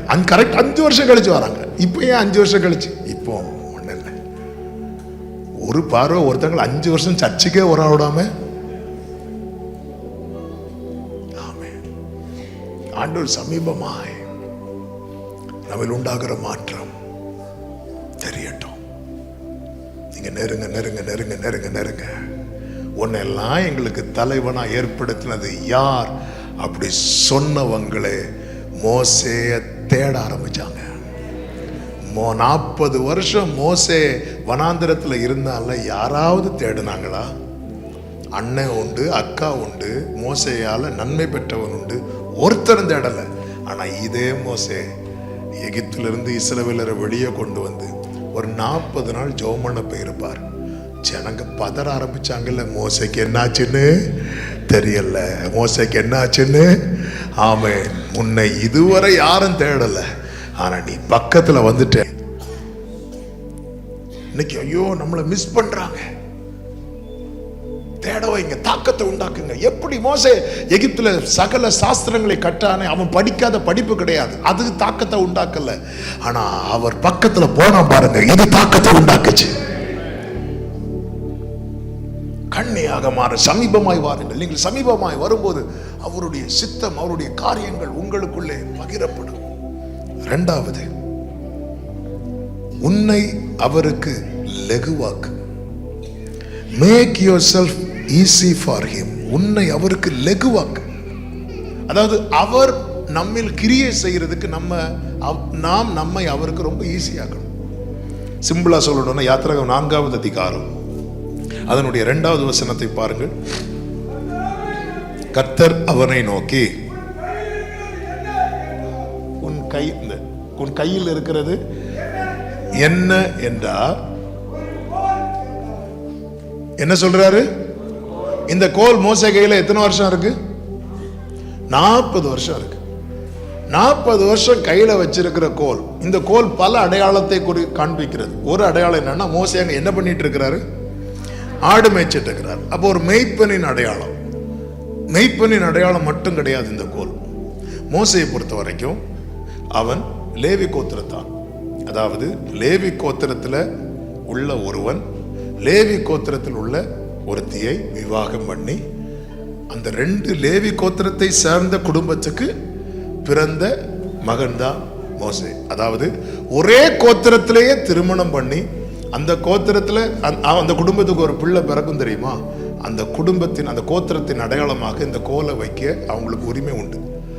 லேவி கோத்திரத்தில் பிறந்த ஒருத்தன் யூதா கோத்திரத்தில் பிறந்த ஒருத்தையை விவாகம் பண்ணி அந்த குழந்தை பிறந்த அந்த குழந்தைக்கு இந்த அடையாளம் சொல்ல முடியாது, நாங்கள் லேவி கோத்திரம். ஏன்னா அவங்க வேற வேற கோத்திரம். இப்போ இந்த கோலை வைத்திருப்பதற்கு இன்னொரு அடையாளம் என்ன அப்படின்னா, நான் யாரு? நம்ம ஒரு சொல்லணும், நாங்க இந்த ஜாதி, இந்த ஜாதி, இந்த ஜாதி சொல்லி இருக்கலாம். நான் லேவி கோத்திரம் சொல்லி இருக்கலாம். ஆனா மோசே அப்படி சொல்லல. ஒரு கோல் சொல்லி இருக்கலாம். நான் மேய்ப்பன், அவனுடைய ப்ரொஃபஷன் வச்சு சொல்லி இருக்கலாம். இல்ல, ஒரு கோல். பவுல் சொல்வார்ல, நான் எபிரேயரில் பிறந்த எபிரேயன், பென்யமின் கோத்திரத்தான். இதெல்லாம் நான் என்னவென்று எண்ணுகிறேன், இதெல்லாம் நஷ்டம் என்று எண்ணாத வரைக்கும் கர்த்தரா என்கிட்ட ஒர்க் பண்ண முடியாது. கானா ஒரு கல்யாண வீட்டுல கர்த்தர் அற்புதம் செய்ய யாரை தெரிந்தெடுத்தார்? கர்ச்சாடி இருக்கட்டும், தெரிந்தெடுத்தது யார? மாப்பிள்ளை கூடு அப்படியே சொன்னார். நம்ம கல்யாண வீட்டுல பிரச்சனை வந்தாலும் என்ன வந்தாலும் யாரதான் கூடுவோம்? மாப்பிள்ளைய கூடு. அவரே பாவம் பயந்து வேச்சு. முந்தியெல்லாம் கல்யாணம் முடியும் போது பொண்ணு அழுதுட்டு போவாங்க. இப்போ நேரம் மாறி நடக்குது. மாப்பிள்ளைய கூடு. மாப்பிள்ளையும் கூட முடியாது. சரி, மாப்பிள்ளை அப்பாவை கூப்பிடு. யாரையா கூட்டா? ஒருத்தரையும் கூப்பிடல, வேலைக்காரங்களை கூடு. ஏன்? அவருக்கு ஈஸி. அவருக்கு ஈஸி. நான் என்ன எவ்வளவு வெறுமையாக்குறோனோ அவ்வளவுக்கு அவர் என்கிட்ட ஒர்க் பண்றது ரொம்ப ஈஸி. அதாவது ஆபிரகாமுடைய சரீரம் செத்து போறது வரைக்கும் ஆண்டவருக்கு ஆபிரகாம்கிட்ட ஒர்க் பண்றது கொஞ்சம் கஷ்டமா தான் இருந்தது. இன்னும் வாரேன்னு சொல்லிட்டு ஆகார்ட்ட போயிட்டு வந்துருவாரு. அதனாலதான் பேரை ஃபர்ஸ்டே வெளிப்படுத்தல. ஃபர்ஸ்ட் சந்ததியை தருவீங்கன்னு சொன்னார். என்ன சொல்லல? பேரு சொல்லியிருந்தா ஆகாருக்கு பிள்ளைய ஆபிரகாம் என்ன கூப்பிட்டுருப்பாரு? ஈசாக்குன்னு. அதனால தெரியும். அவன் சரீரம் செத்ததுக்கு அப்புறம் தான் சொல்றாரு அவனுக்கு ஈசாக்குன்னு. நிறைய காரியம் அவருக்கு தெரியுங்க, நம்மளை பத்தி நல்லா தெரியும். ஆமே. அதாவது நம்முடைய மொத்த படமும் அவர் கையில இருக்கு. எல்லாத்தையும் பார்த்துட்டார். இவன் இப்ப வெள்ளையும் போட்டிருக்கான், அடுத்து என்ன செய்ய போறான்னு எனக்கா தெரியாது. எல்லாமே அவருக்கு தெரியும். மொத்த படத்தை அவர் பார்த்துட்டார். அதனாலதான் அவருக்கு தெரியும் எதை சொல்லணும், எதை சொல்லக்கூடாது, இவன் லைஃப்ல எதை செய்யணும், எதை செய்யக்கூடாது. வெயிட் பண்றார். அவருக்கு ஆலோசனைக்காரனா இருந்தவன் யார்? இன்னொரு அடையாளம் கூட இருக்கு. அதாவது எகிப்தின் மந்திரவாதிகள் எல்லாரும் கையில என்ன வச்சிருக்கிறாங்க தெரியுமா? எகிப்தின் சகல சாஸ்திரங்களை கற்ற ஆளு யாரு? மோசே. அப்போ அவனுடைய படிப்பு எனக்கும் தெரியும். இப்படி எல்லா விதத்திலும் இந்த கோலுக்கு ஒரு அடையாளம் இருக்க, மோசே ஆண்டவருக்கு முன்னாடி இது ஒரு கோல் ஆண்டவரே. ஆண்டவர் சொல்றாரு, அதை கீழே போடு. எதை கீழே போட சொல்றாரு தெரியுமா? 40 வருஷம் கையில வச்சிருந்த கோலை கீழே போட்டான். ஆண்டவரே, என் ஒய்ஃப்ட கேட்டுட்டு வரேன், என் மாமனார்ட்ட கேட்டுட்டு வரேன். இல்ல, நான் என்னை அவருக்கு லகுவாக்காமல் சில பிரச்சனைய சால்வ் பண்ண நாமும் கூட நிற்க வேண்டியது அவசியம். சீச்சர்கள் தண்டு வலிக்கிறதில் வருத்தப்படுகிறதை கண்டு இயேசு கடல் மேல நடந்து வந்தார். கடல் மேல நடந்ததும் காற்றெல்லாம் அடங்குச்சா? இல்ல. எப்போ அடங்குச்சு தெரியுமா? பேதுரு இறங்குனதுக்கு அப்புறம். நம்ம ஜெபம் பண்ணி அவரை கூப்பிட்டுட்டோம், அவர் வந்துட்டார், ஆனா பிரச்சனை போக மாட்டேங்குது. ஆண்டவர் சொன்ன, பரலோகத்திலிருந்து நான் இவ்வளவு தூரம் இறங்கி வந்துட்டேன், இந்த போட்ல இருந்து நீ ஒரு ஸ்டெப் எடுத்து வைக்க மாட்டியா? ஆமென். நம்ம கூப்பிடும் போதெல்லாம் வர்றாருங்க, ஆனா காற்று அடிச்சுட்டு தானே இருக்கு. காற்று அடிச்சு அன்னைக்கு ஆண்டவர் அன்னைக்கு இதுக்கு முன்னாடி வந்தப்போ நீங்க இறையாதேன்னு சொன்னதும் அப்ப நின்னுச்சு, அந்த பிரச்சனை வேற. ஆனா இந்த பிரச்சனை, பேதுருவே நீயும் என் கூட நின்னாதான். ஆமென். நீயும் என் கூட நிக்கணும். இப்போ பேதுருட்ட ஆண்டவர் சொல்ல, ஆண்டவர் நான் தான் சொன்னோம். பேதுரு சொல்ல, ஆண்டவர் நீரையானால் நானும் இறங்கி உம்மிடத்தில் வர எனக்கு உத்தரவிடும். ஆண்டவர் சொன்னார் வானார். வானதும் பேதுரு போட்ல யாரெல்லாம் இருக்கிறா? வேற பிரதர் இருக்கிறார். யாரு பிரதர்? அந்திரேயா. பிரதர் நான் போட்டுமா கேட்டா பிரதர் என்ன சொல்லியிருப்பாரு? இங்க பாரு, அவர் ஆவேசம்னு சத்தம் போட்டது நீதான். உன் விசுவாசம் எனக்கு தெரியும். உன்னை விட அவரை ஃபர்ஸ்டே நான் பார்த்தேன். ஏன்னா பேதுரு அந்திரேயா தான் கூட்டிட்டு போனார். இங்க பாரு, நானே சும்மா இருக்கு, பேசாம இரு. பேதுருக்கு க்ளோஸ் ஃப்ரெண்ட் யாரு? யோவான். யோவான் சொல்லுவார், இங்க பாரு பேசாம இரு, எல்லாரும் சும்மா தானே இருக்கு. 4 பேர்கிட்ட ஆலோசனை கேட்டிருந்தா பேதுரு இறங்கியிருக்க முடியாது. பவுல் சொல்லுவார்ல, கிறிஸ்து தம்மை எனக்குள் வெளிப்படுத்த சித்தமாயிருந்த போது நான் மாம்சத்தோடும் இரத்தத்தோடும் யோசனை பண்ணாமல்.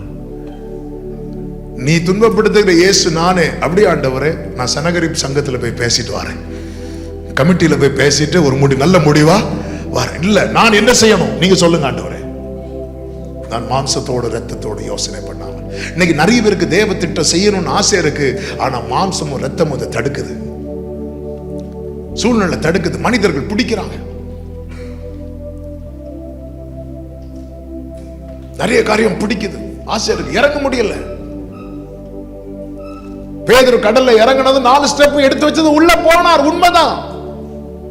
ஆனா கர்த்தருடைய கை உடனே பிடிச்சதில்ல. இந்த இடத்துல அவனுடைய விசுவாசம் குறைவா இருந்தாலும் அவனுடைய அர்ப்பணிப்பு அதிகமாக இருக்கிறது. 4 வாட்டி விழுந்து எழும்பிதான் நாங்க சைக்கிளை ஓட்டி பழகணும். ஆமென். அதுக்காக இனி உனக்கு சைக்கிளே கிடையாதுன்னா இல்ல. நம்ம விழுறதுக்கு ஒன் ஆஃப் த ரீசனே நம்ம ஓட்ட வச்ச நம்ம தகப்பன் மாறாதான் இருப்பாங்க. பிடிச்சிருக்கேன்னு சொல்லி கையெடுப்பாங்க, பொத்துன்னு விழுவோம். ஏன் பா விட்டீங்க? ஒன்றும் இல்லை மகனே, அப்படிதான். இப்படி 4 வாட்டி, ஒரு வாட்டி விழுந்துட்டான். விழுந்ததும் சென்று வா அப்படியே சொன்னார். அவர் கையை பிடிச்சிட்டு தான் சத்தம் போட்டார். நம்ம கையை பிடிக்க மாட்டோம், சத்தம் போடுவோம். போட்ல இருந்து மற்ற சீசர்கள் நினைச்சிருப்பாங்க, நல்ல வேலை நாங்க இறங்கல. இல்ல, நீங்க பைபிள் படிச்சீங்கன்னா தெரியும், மத்திய 14 கடைசியில் எடுக்க வேண்டாம். அவர்கள் படகில் ஏறின போது, அவர் படகில் ஏறின போதல்ல, அவர்கள்னா யாரு? இயேசுவும் பேதுரும் 2 பேரும் காலை வச்சாங்க பாருங்க, போட்ல அமைதியாயிட்டு. இதுக்குதான் கர்த்தர் அழைக்கிறார். உன்னை லகுவாக்கு, கர்த்தர் உன்னை கண்ணியாக்குவார். உன்னை ஆண்டவரே, இப்போ நான் வாக்கில் வல்லவன் அல்ல, அதெல்லாம் ஆண்டவருக்கு ஒரு மேட்டரே கிடையாது. ஆண்டவருக்கு விஷயம் என்ன தேவைன்னா, அவர் நம்மிலிருந்து செயல்படுவதற்கு நம்ம ஃபுல் ஸ்பேஸ் கொடுக்கணும். ஆமென். 3வது, தேவனை குறித்து அதிகமாய் அறிந்து கொள்ளுங்கள். 3வது அதிகாரம் 13, 14, 15 வசனங்களை வாசியுங்கள். அப்பொழுது மோசே தேவனை நோக்கி, நான் இஸ்ரவேல் புத்திரரிடத்தில் போய் உங்கள் பிதாக்களுடைய தேவன் உங்களிடத்தில் என்னை அனுப்பினார் என்று அவர்களுக்கு சொல்லும்போது, அவருடைய நாமம் என்ன என்று அவர்கள் என்னிடத்தில் கேட்டார்கள். நாமம் என்னவென்று அவர்கள் என்னிடத்தில் கேட்டால் நான் அவர்களுக்கு என்ன சொல்லுவேன் என்றார். நான் அவர்களுக்கு என்ன சொல்லுவேன் என்றார். அதற்கு தேவன், இருக்கிறவராகவே இருக்கிறேன் என்று மோசேயுடனே சொல்லி, இருக்கிறேன் என்பவர் என்னை உங்களிடத்துக்கு அனுப்பினார் என்று இஸ்ரவேல் புத்திரரோடு சொல்லுவாயா. ரொம்ப ஆச்சரியமான காரியம். மோசே என்ன கேட்பார்னா, ஆண்டவர் நான் போய் சொல்லும் போது ஜனங்கள் என்ன கேட்பாங்க, உம்முடைய நாமம் என்னவென்று என்கிட்ட கேட்டால் நான் என்ன சொல்ல. ஆண்டவர் சொல்றார், நான் இருக்கிறவராக இருக்கிறேன்பா அப்படி சொல்லும்போது மோசைக்கு புரியவே இல்லை. உங்களுக்கு புரிஞ்சுதா? உடனே தான் அடுத்த வசனத்தில் சொல்லுவார், நான் ஆபிரகாமின் தேவனும் ஈசாக்கின் தேவனும். அது அர்த்தம் என்ன? மோசைக்கு புரியும்படியா சொல்றார். இப்ப மோசே போறார். எங்க போறார்னா எகிப்துக்கு போறார். ஜனங்களுக்கு முன்னாடி கர்த்தர் காண்பித்த அடையாளங்களையும் கர்த்தர் சொன்ன வார்த்தைகளையும் சொல்றார்.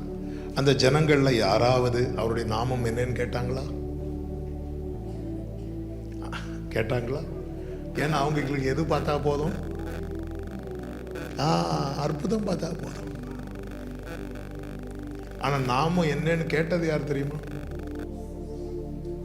5வது அதிகாரம் 1-2 வசனங்கள்ல மோசே ஆரோன்னு சொல்லுவாங்க, கர்த்தர் வனாந்திரத்திலே இஸ்ரவேல் தேவனாகிய கர்த்தர் அவருக்கு பண்டிகை கொண்டாடும்படி ஜனங்களை போக விட வேண்டும் என்று சொல்லுகிறார். உடனே பார்வோன் கேட்கிறான், நான் இஸ்ரவேலை போக விட கர்த்தரின் வார்த்தையை கேட்கிறதற்கு அவர் யார்? நான் கர்த்தரை. மோசே நினைச்சார் ஜனங்க கேட்பாங்க. நம்ம என்னைக்கு கேட்டிருக்கிறோம். ஆமே. ஆனா முறையிடுவோம், கர்த்தாவே எனக்கு விடுதலை தாரும். ஆமே. நல்ல கவனமா கேளுங்க. தேவனை அறிகிற அறிவு தான் நித்திய ஜீவன். இந்த மோசே நீங்க கவனிச்சீங்கன்னா இங்க கேட்க ஆரம்பிப்பாரு. நீங்க பைபிள் படிச்சீங்கன்னா தெரியும், கடைசி வர அவர் எதை தான் கேட்டுட்டு இருப்பார் தெரியுமா? இன்னும் உம்மை அறியணுமே. எனக்கு ஆண்டவரை ஃபுல்லா தெரியும் அப்படின்னு யாருக்குமே சொல்ல முடியாது. எனக்கான நேத்து தெரிஞ்சதை விட இன்னைக்கு நல்லா தெரியும். மோசையினுடைய மரணத்துக்கு பிறகு, அதாவது எப்படி எழுதி முடிக்கப்பட்டிருக்கும் தெரியுமா? கர்த்தரை முகமுகமாய் அறிந்த மோசே போல வேற ஒருவனும், அப்படி ஒரு தீர்க்கதரிசி அதுக்கு பின்னாடி. அதன் அர்த்தம் என்ன? அதாவது மோசையின் லைஃப் முடியும் போது எப்படியெல்லாம் சாட்சி சொல்லப்பட்டிருக்கணும் தெரியுமா? செங்கடலை பிளந்த இப்படியெல்லாம் சொல்லியிருக்கணும்ல. அதெல்லாம் இங்க மேட்டரே கிடையாது. கர்த்தர் அவனுக்கு தான் நல்லா தெரியுது. கர்த்தரை முகமுகம் அறிஞ்சன மற்ற எல்லாருக்கும் தெரியறதை விட மோசைக்கு நல்லாவே தெரியும். ஏன்னா அவன் அதை விரும்பினான்.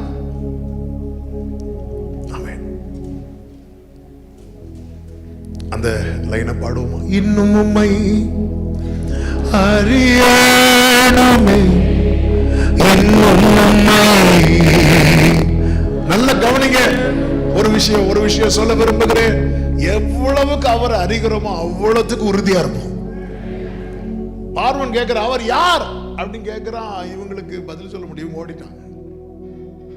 திருப்பியும் கர்த்தர் மோசை கிட்ட தான் வெளிப்படுத்துறார். கேட்டது பார்வோன், ஆனாலும் மோசைக்கு தான் வெளிப்படுத்துகிறார். நான் யெகோவா அப்படிங்கிறார்.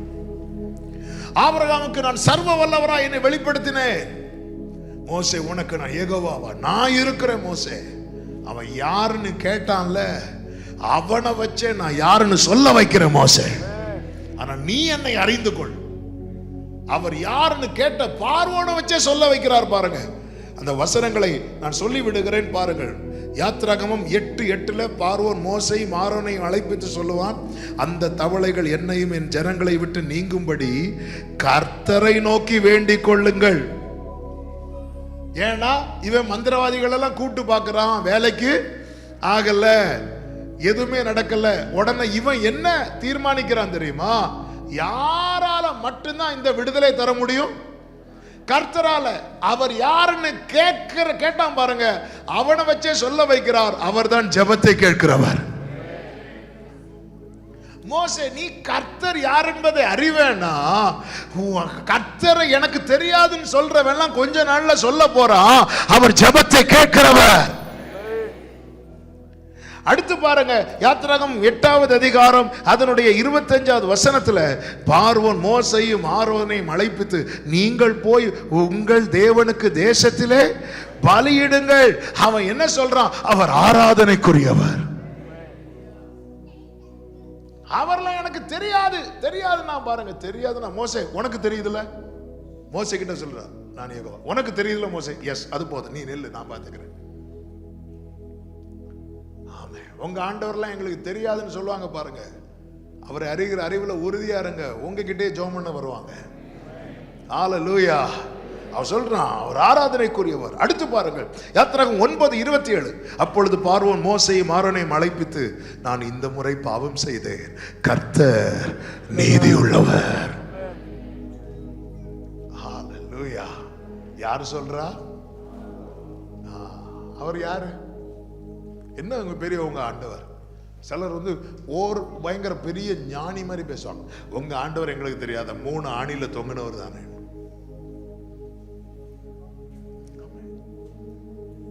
உடனே நம்மளும் 3 30 இல்ல, அவன் ஆண்டவர் சமூகத்துல மோசே போறான். கர்த்தர் மோசைக்கு தன்னை சொல்லிட்டே இருக்கிறார். நான் எந்த அளவுக்கு அவரை அறிகிற அறிவில வளருகிறேனோ அந்த வாசனை சுத்தி வீச ஆரம்பிச்சிடும். கர்த்தர் யாருன்னு கேட்டவெல்லாம் இப்ப சொல்றான், அவர் ஜெபத்தை கேட்கிறவர், அவர் ஆராதனைக்குரியவர். அடுத்து சொல்றான் பாருங்க, அவர் நீதி உள்ளவர். அந்த நீதி உள்ளவர்ங்கிற உணர்வு வந்ததுனாலதான் பார்வோன் சொல்றான், நான் தப்பு பண்ணிட்டேன். யாத்திராகமம் 10:17.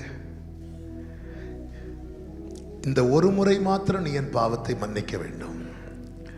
உங்கள் தேவனாகிய கர்த்தர் இந்த சாவை மாத்திரம் என்னை விட்டு, அவனுக்கு தெரியுது இவரால மட்டும்தான் மரணத்தை ஜெயிக்க முடியும். இவர் சாவை வென்றவர். சாமேன் சொல்லுங்க பார்க்கலாம்.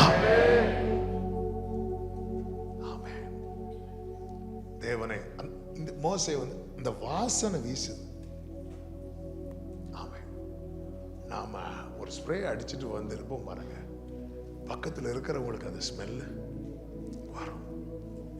நீ அதான் பவுல் சொல்லுகிறார், எல்லா இடங்களிலும் எங்களை வெற்றி சிறக்க பண்ணி அவரை அறிகிற கிறிஸ்துவை அறிகிற அறிவின் வாசனைய யார் யாருன்னு கேட்க கேட்க நான் அவரை யார் என்பதை அறிந்து கொள்ளணும். நான் அவரை அறிய அறிய அறிய அந்த வாசனை வீசப்படும். சிலர் ரதங்களை குறித்தும் சிலர் குதிரைகளை குறித்து மேன்மை பாராட்டுவார்கள். நாங்களோ எங்கள் தேவனாகிய கர்த்தருடைய நாமத்தை குறித்து மேன்மை பாராட்டுவோம். அவர்கள் முறிந்து விழுவார்கள், நாங்கள் எழுந்து நிமிர்ந்து நல்ல கைகளை தட்டி ஆண்டவருக்கு மகிமை. ஹல்லேலூயா. ஹல்லேலூயா. வானத்திலும் இந்த பூமியிலும் வல்லமையான ஒரு நாமம் உண்டு. வானத்திலும் இந்த பூமியிலும் வல்லமையான ஒரு நாமம் உண்டு. மனுஷருக்குள்ளே வல்லமையான வேறொரு நாமம் இல்லை. மனுஷருக்குள்ளே வல்லமையான வேறொரு நாமம் இல்லை.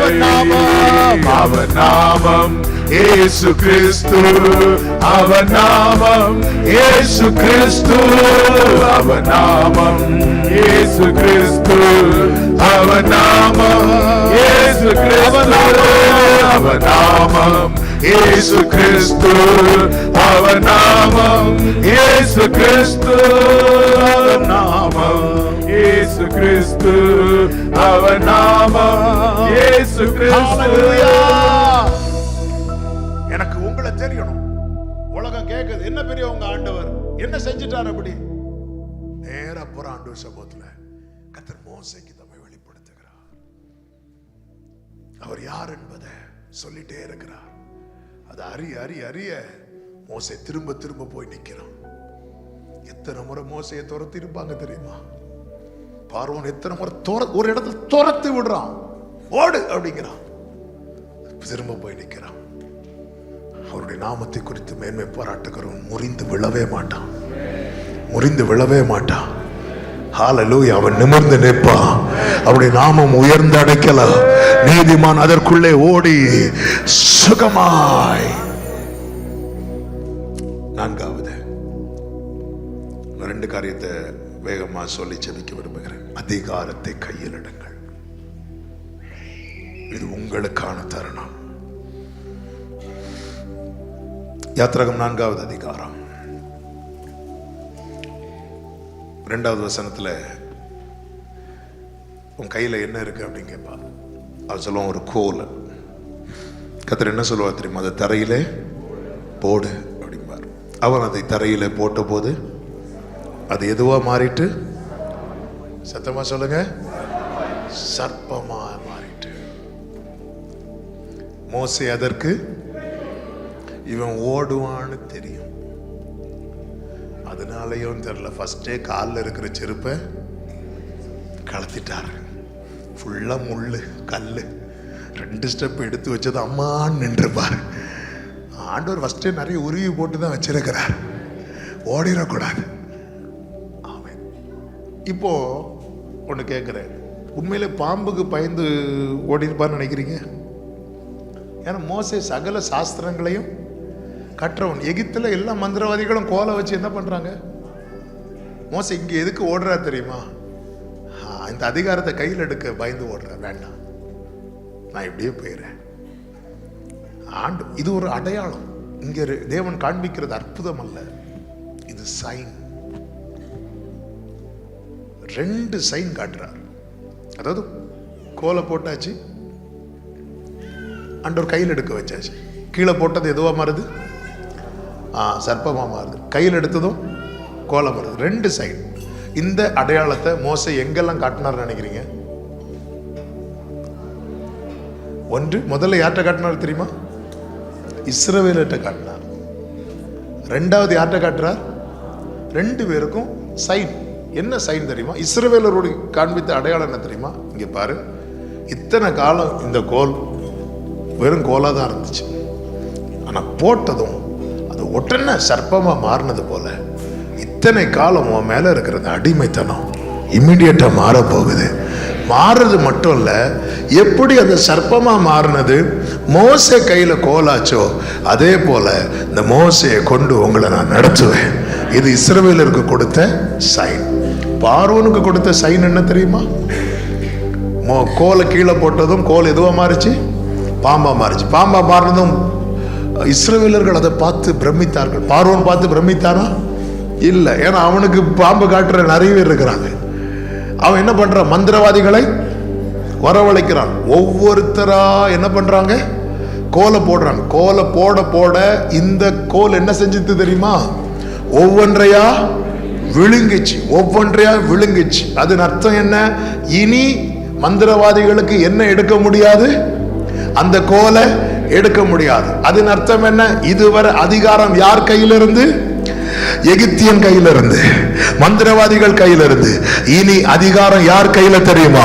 மோசே கையில. இதுவரை உன் கூடாரத்தின் மேல இருக்கிற அதிகாரம் சத்ருவின் கையில இருக்கலாம்.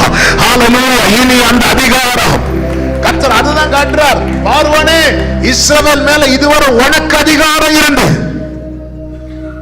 ஆண்டவர் சொல்ற உன்கிட்ட இருக்கிற அதிகாரத்தை பறித்து இப்போ தேவ புள்ள கையில அந்த அதிகாரத்தை மோசே கிட்ட சொல். இப்ப அந்த கோலை எடு.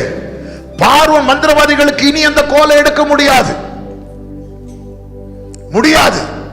நம்முடைய கூடாரத்துல நம் மேல, நம் தலைமுறைகள் மேல, சபை மேல சத்துருவுக்கு அதிகாரம் இருக்கக்கூடாது.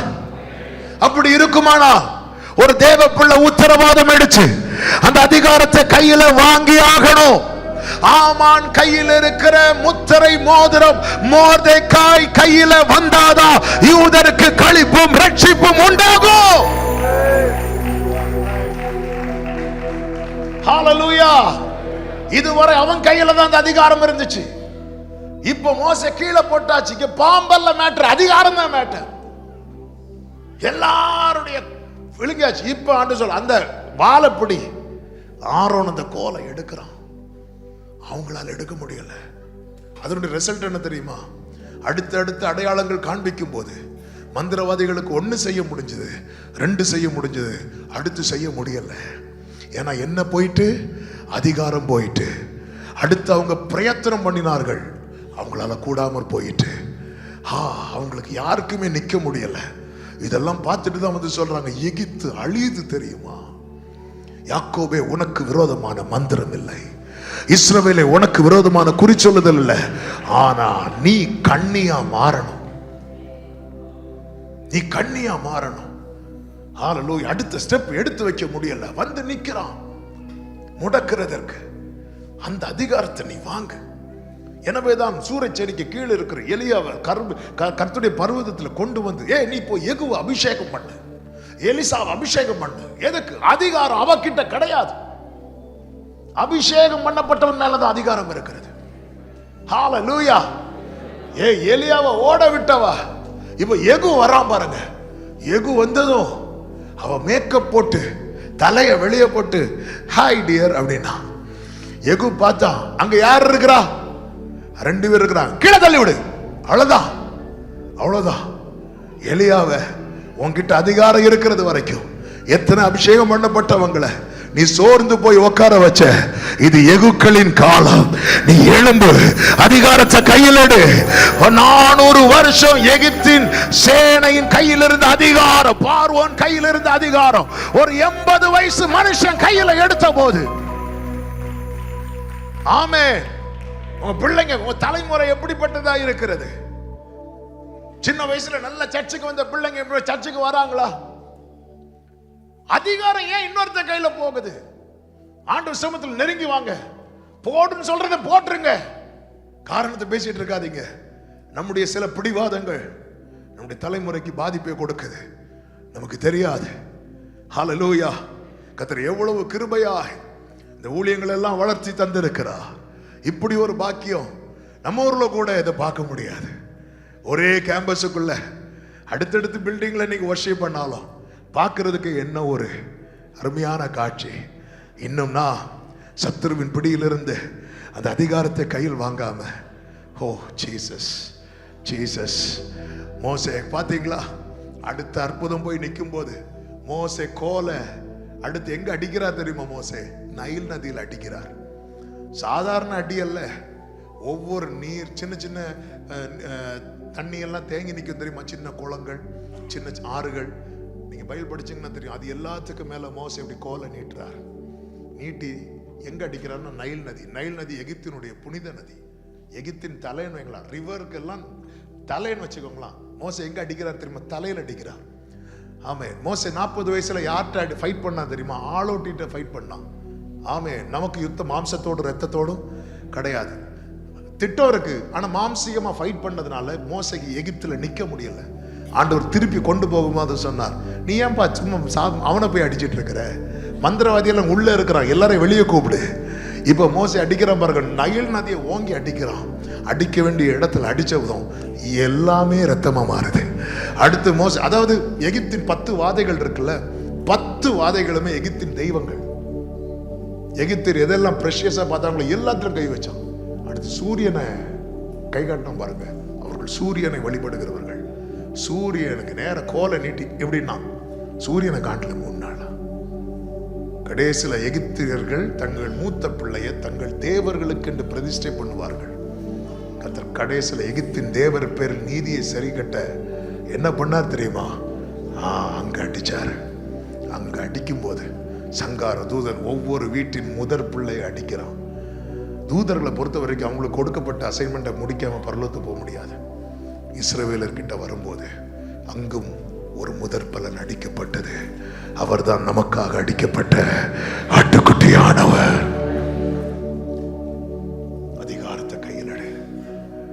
நீங்க கையில் எடுக்கலன்னா பார்வோன் சிங்காசனத்தை போட்டு உட்காந்துட்டு தான் இருப்பான். ஃபாதர் அழகா பாடி இருக்கிறாங்கல்ல, எதிர்காலம் நமக்குண்டு, எதற்கும் பயமில்லை. கைகளை தட்டி பாடுவோம். எதிர்காலம் நமக்குண்டு, எதற்கும் பயமில்லை. அதிகாரம் கையிலே, அதிகாரம் கையிலே. ஆளுவோம் தேசத்தை, நாம் ஆளுவோம் தேசத்தை. ஒன்று சேர்ந்து நாம் துதிப்போம், சாத்தானை மிதிப்போம், தேசத்தை சுதந்தரிப்போம். ஒன்று சேர்ந்து நாம் துதிப்போம், சாத்தானை மிதிப்போம், தேசத்தை சுதந்தரிப்போம்.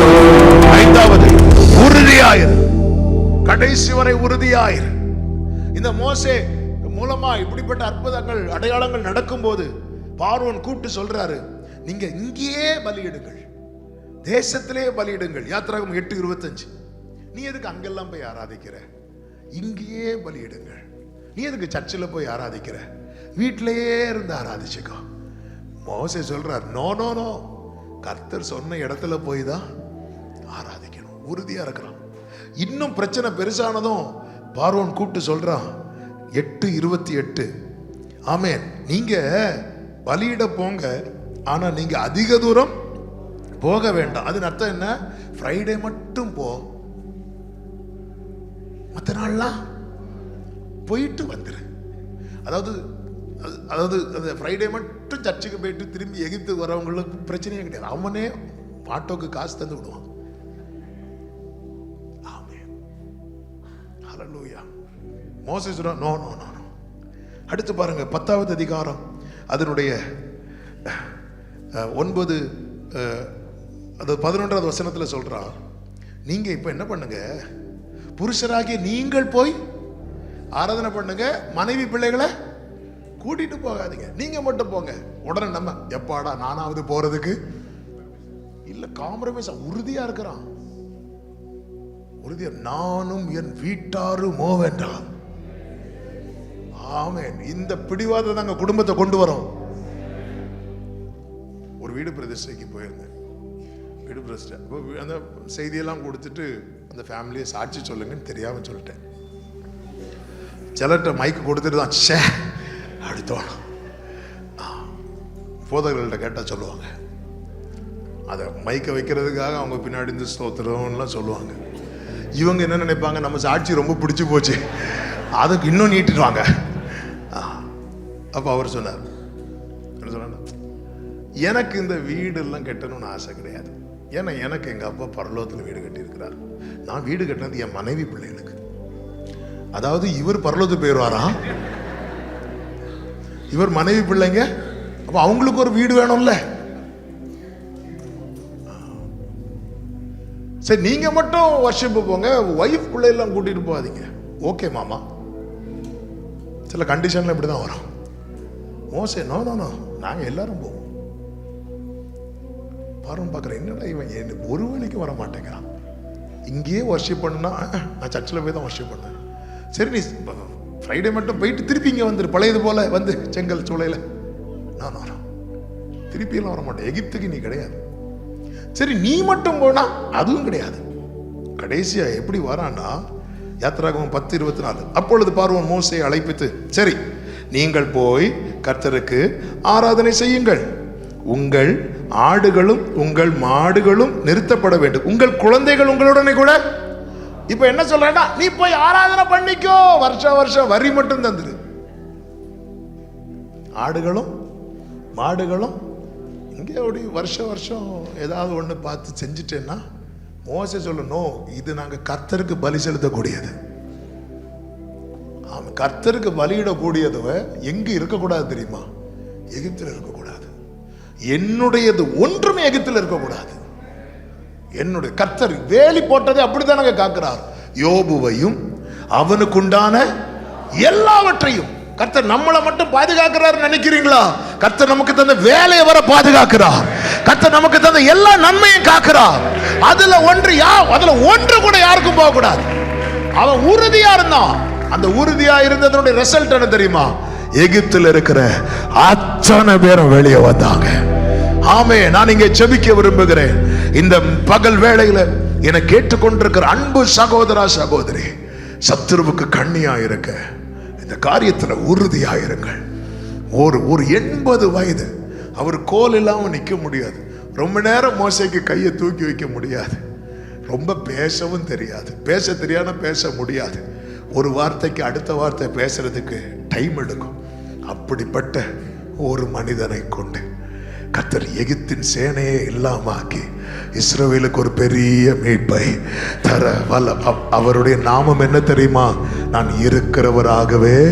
அதன் அர்த்தம் என்ன? இன்னைக்கு மோசே இல்லை, ஆனால் மோசையோடு இருந்த கர்த்தர் இன்னைக்கு நம்மோடு இருக்கிறார். அதே வல்லமையோடு, அதே அதிகாரத்தோடு. ஆமென் சொல்லுங்க பார்க்கலாம். எல்லாரும் எழுந்து நிற்கலாமா? ஆண்டவரே, ஒரு 5 நிமிடம் ஜெபிக்க போகிறோம். எல்லாரும் கண்களை மூடி, ஆண்டவரே, நான் சத்துருவுக்கு கண்ணியாய் மாறும்படிக்கு என்னை கர்த்தாவே கிருபையாய் உருவாக்குவீராக. எகிப்தின் வாசனை அல்ல, உம்மை அறிகிற அறிவின் வாசனை என்னை வெளிப்படும்படிக்கு என்னை ஒப்பு கொடுக்கிறேன் ஆண்டவரே, ஒப்பு கொடுக்கிறேன் ஆண்டவரே. ஹalleluya, ஹalleluya. எந்த விதத்திலும் சத்துருவோடு ஒத்து போகாமல், எந்த விதத்திலும் சத்துருவோடு ஒப்புரவாகாமல் உமக்காய் நிற்க, உமக்காய் நிற்க ஒரு கூட்டம் ஜனத்தை ஆயத்தப்படுத்த, ஒரு கூட்ட ஜனத்தை ஆதாயமாக்க எனக்கு கிருபை தருவீராக. விரும்பி கேட்கிறவங்க உங்க சத்தத்தை உயர்த்தி உங்க வாய்களை திறந்து கர்த்தாவே என்னை மாற்றுவீராக. எல்லாரும் வாயை திறந்து சொல்லுங்க, ஆண்டவரே, என் குடும்பம் முழுவதும் ரட்சிக்கப்பட, என் சொந்தங்கள் முழுவதும் ரட்சிக்கப்பட என்னை சத்துருவுக்கு கண்ணியாய் மாற்றுவீராக. ஆண்டவரே, என் குடும்பத்தை அழிக்க நினைக்கிற சத்துரு நிர்மூலமாக என்னை கண்ணியாய் மாற்றுவீராக. என்னை சத்துருவுக்கு கண்ணியாய். ஜெபம் பண்ணுங்க, ஜெபம் பண்ணுங்க, ஜெபம் பண்ணுங்க சகோதரி. இனி உன் குடும்பத்தின் மேல சத்துருவுக்கு அதிகாரம் இல்ல. கர்த்தர் அதிகாரத்தை உன்னை கையில் எடுக்க வைக்கிறார். ஷாரா மாலா ராதாரா ஓ ரிமா மாமா சத்தனலரா. இனி உன் தலைமுறை மேல, உன் புருஷன் மேல, உன் மனைவி மேல சத்துருவுக்கு அதிகாரம் இல்ல. glory. ஓ ஊழியர்களே, உங்க ஊழியத்தின் மேல இனி சத்துருவுக்கு அதிகாரம் இல்லை. Jesus, Jesus. உண்மையாய் ஜெபிக்கிற சில உள்ளங்களுக்காக நான் ஆண்டவரை ஸ்தோத்திரிக்கிறேன். ஒரு பெரிய மாற்றம், ஒரு பெரிய பிரேக் த்ரூ இந்த நாளிலே. நீ பார்த்து பயப்பட்ட பார்வோ இனி உன்னை பார்த்து பயப்படும் நாட்கள் வருகிறது.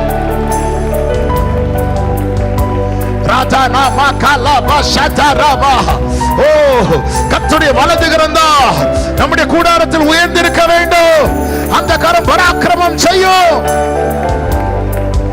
ரபா பாலா பாகா ரபா ஷதரா பாலரா ரிமா மாகரோ செத்தனலரே ரிபாலரா தடரபா ஷதரா பலபரபா.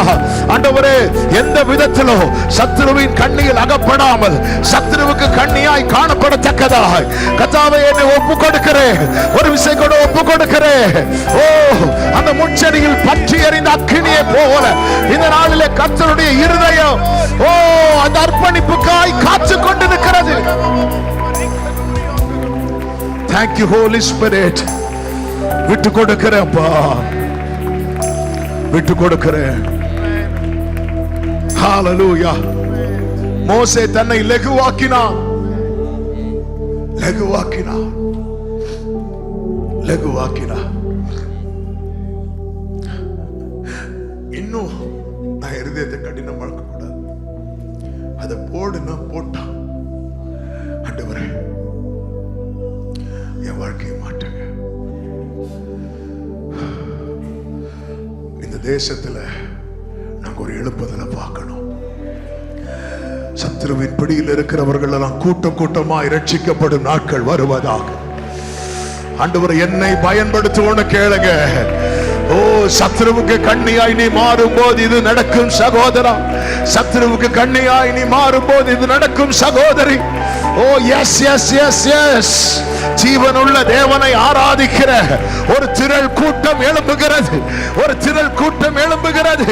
ஓ, அநேகர் அநேகர் அநேகர் உதிக்கிற உன் ஒளியின் இடத்து ராஜாக்கள் வர போகிறார்கள். சபையே, ராஜாக்கள் வந்து அமர போகிறார்கள்.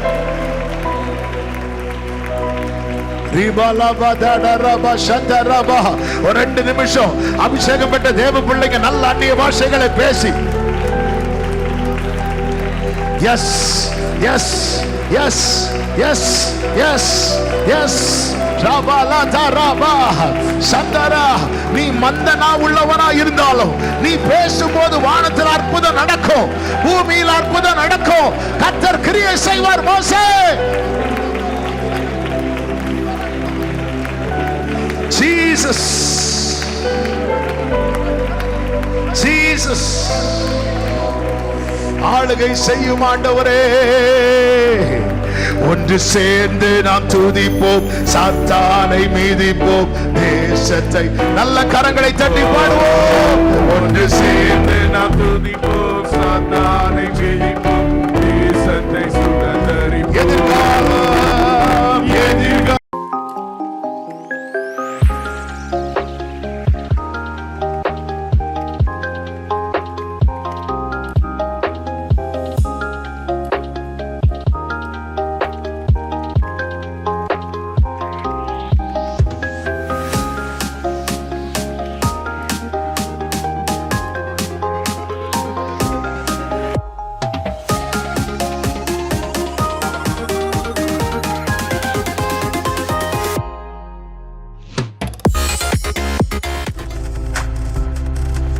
நீங்கள் பார்த்துக் கொண்டிருப்பது உங்கள் ஜாய் டிவி. உங்கள் துக்கம் சந்தோஷமாய் மாறும்.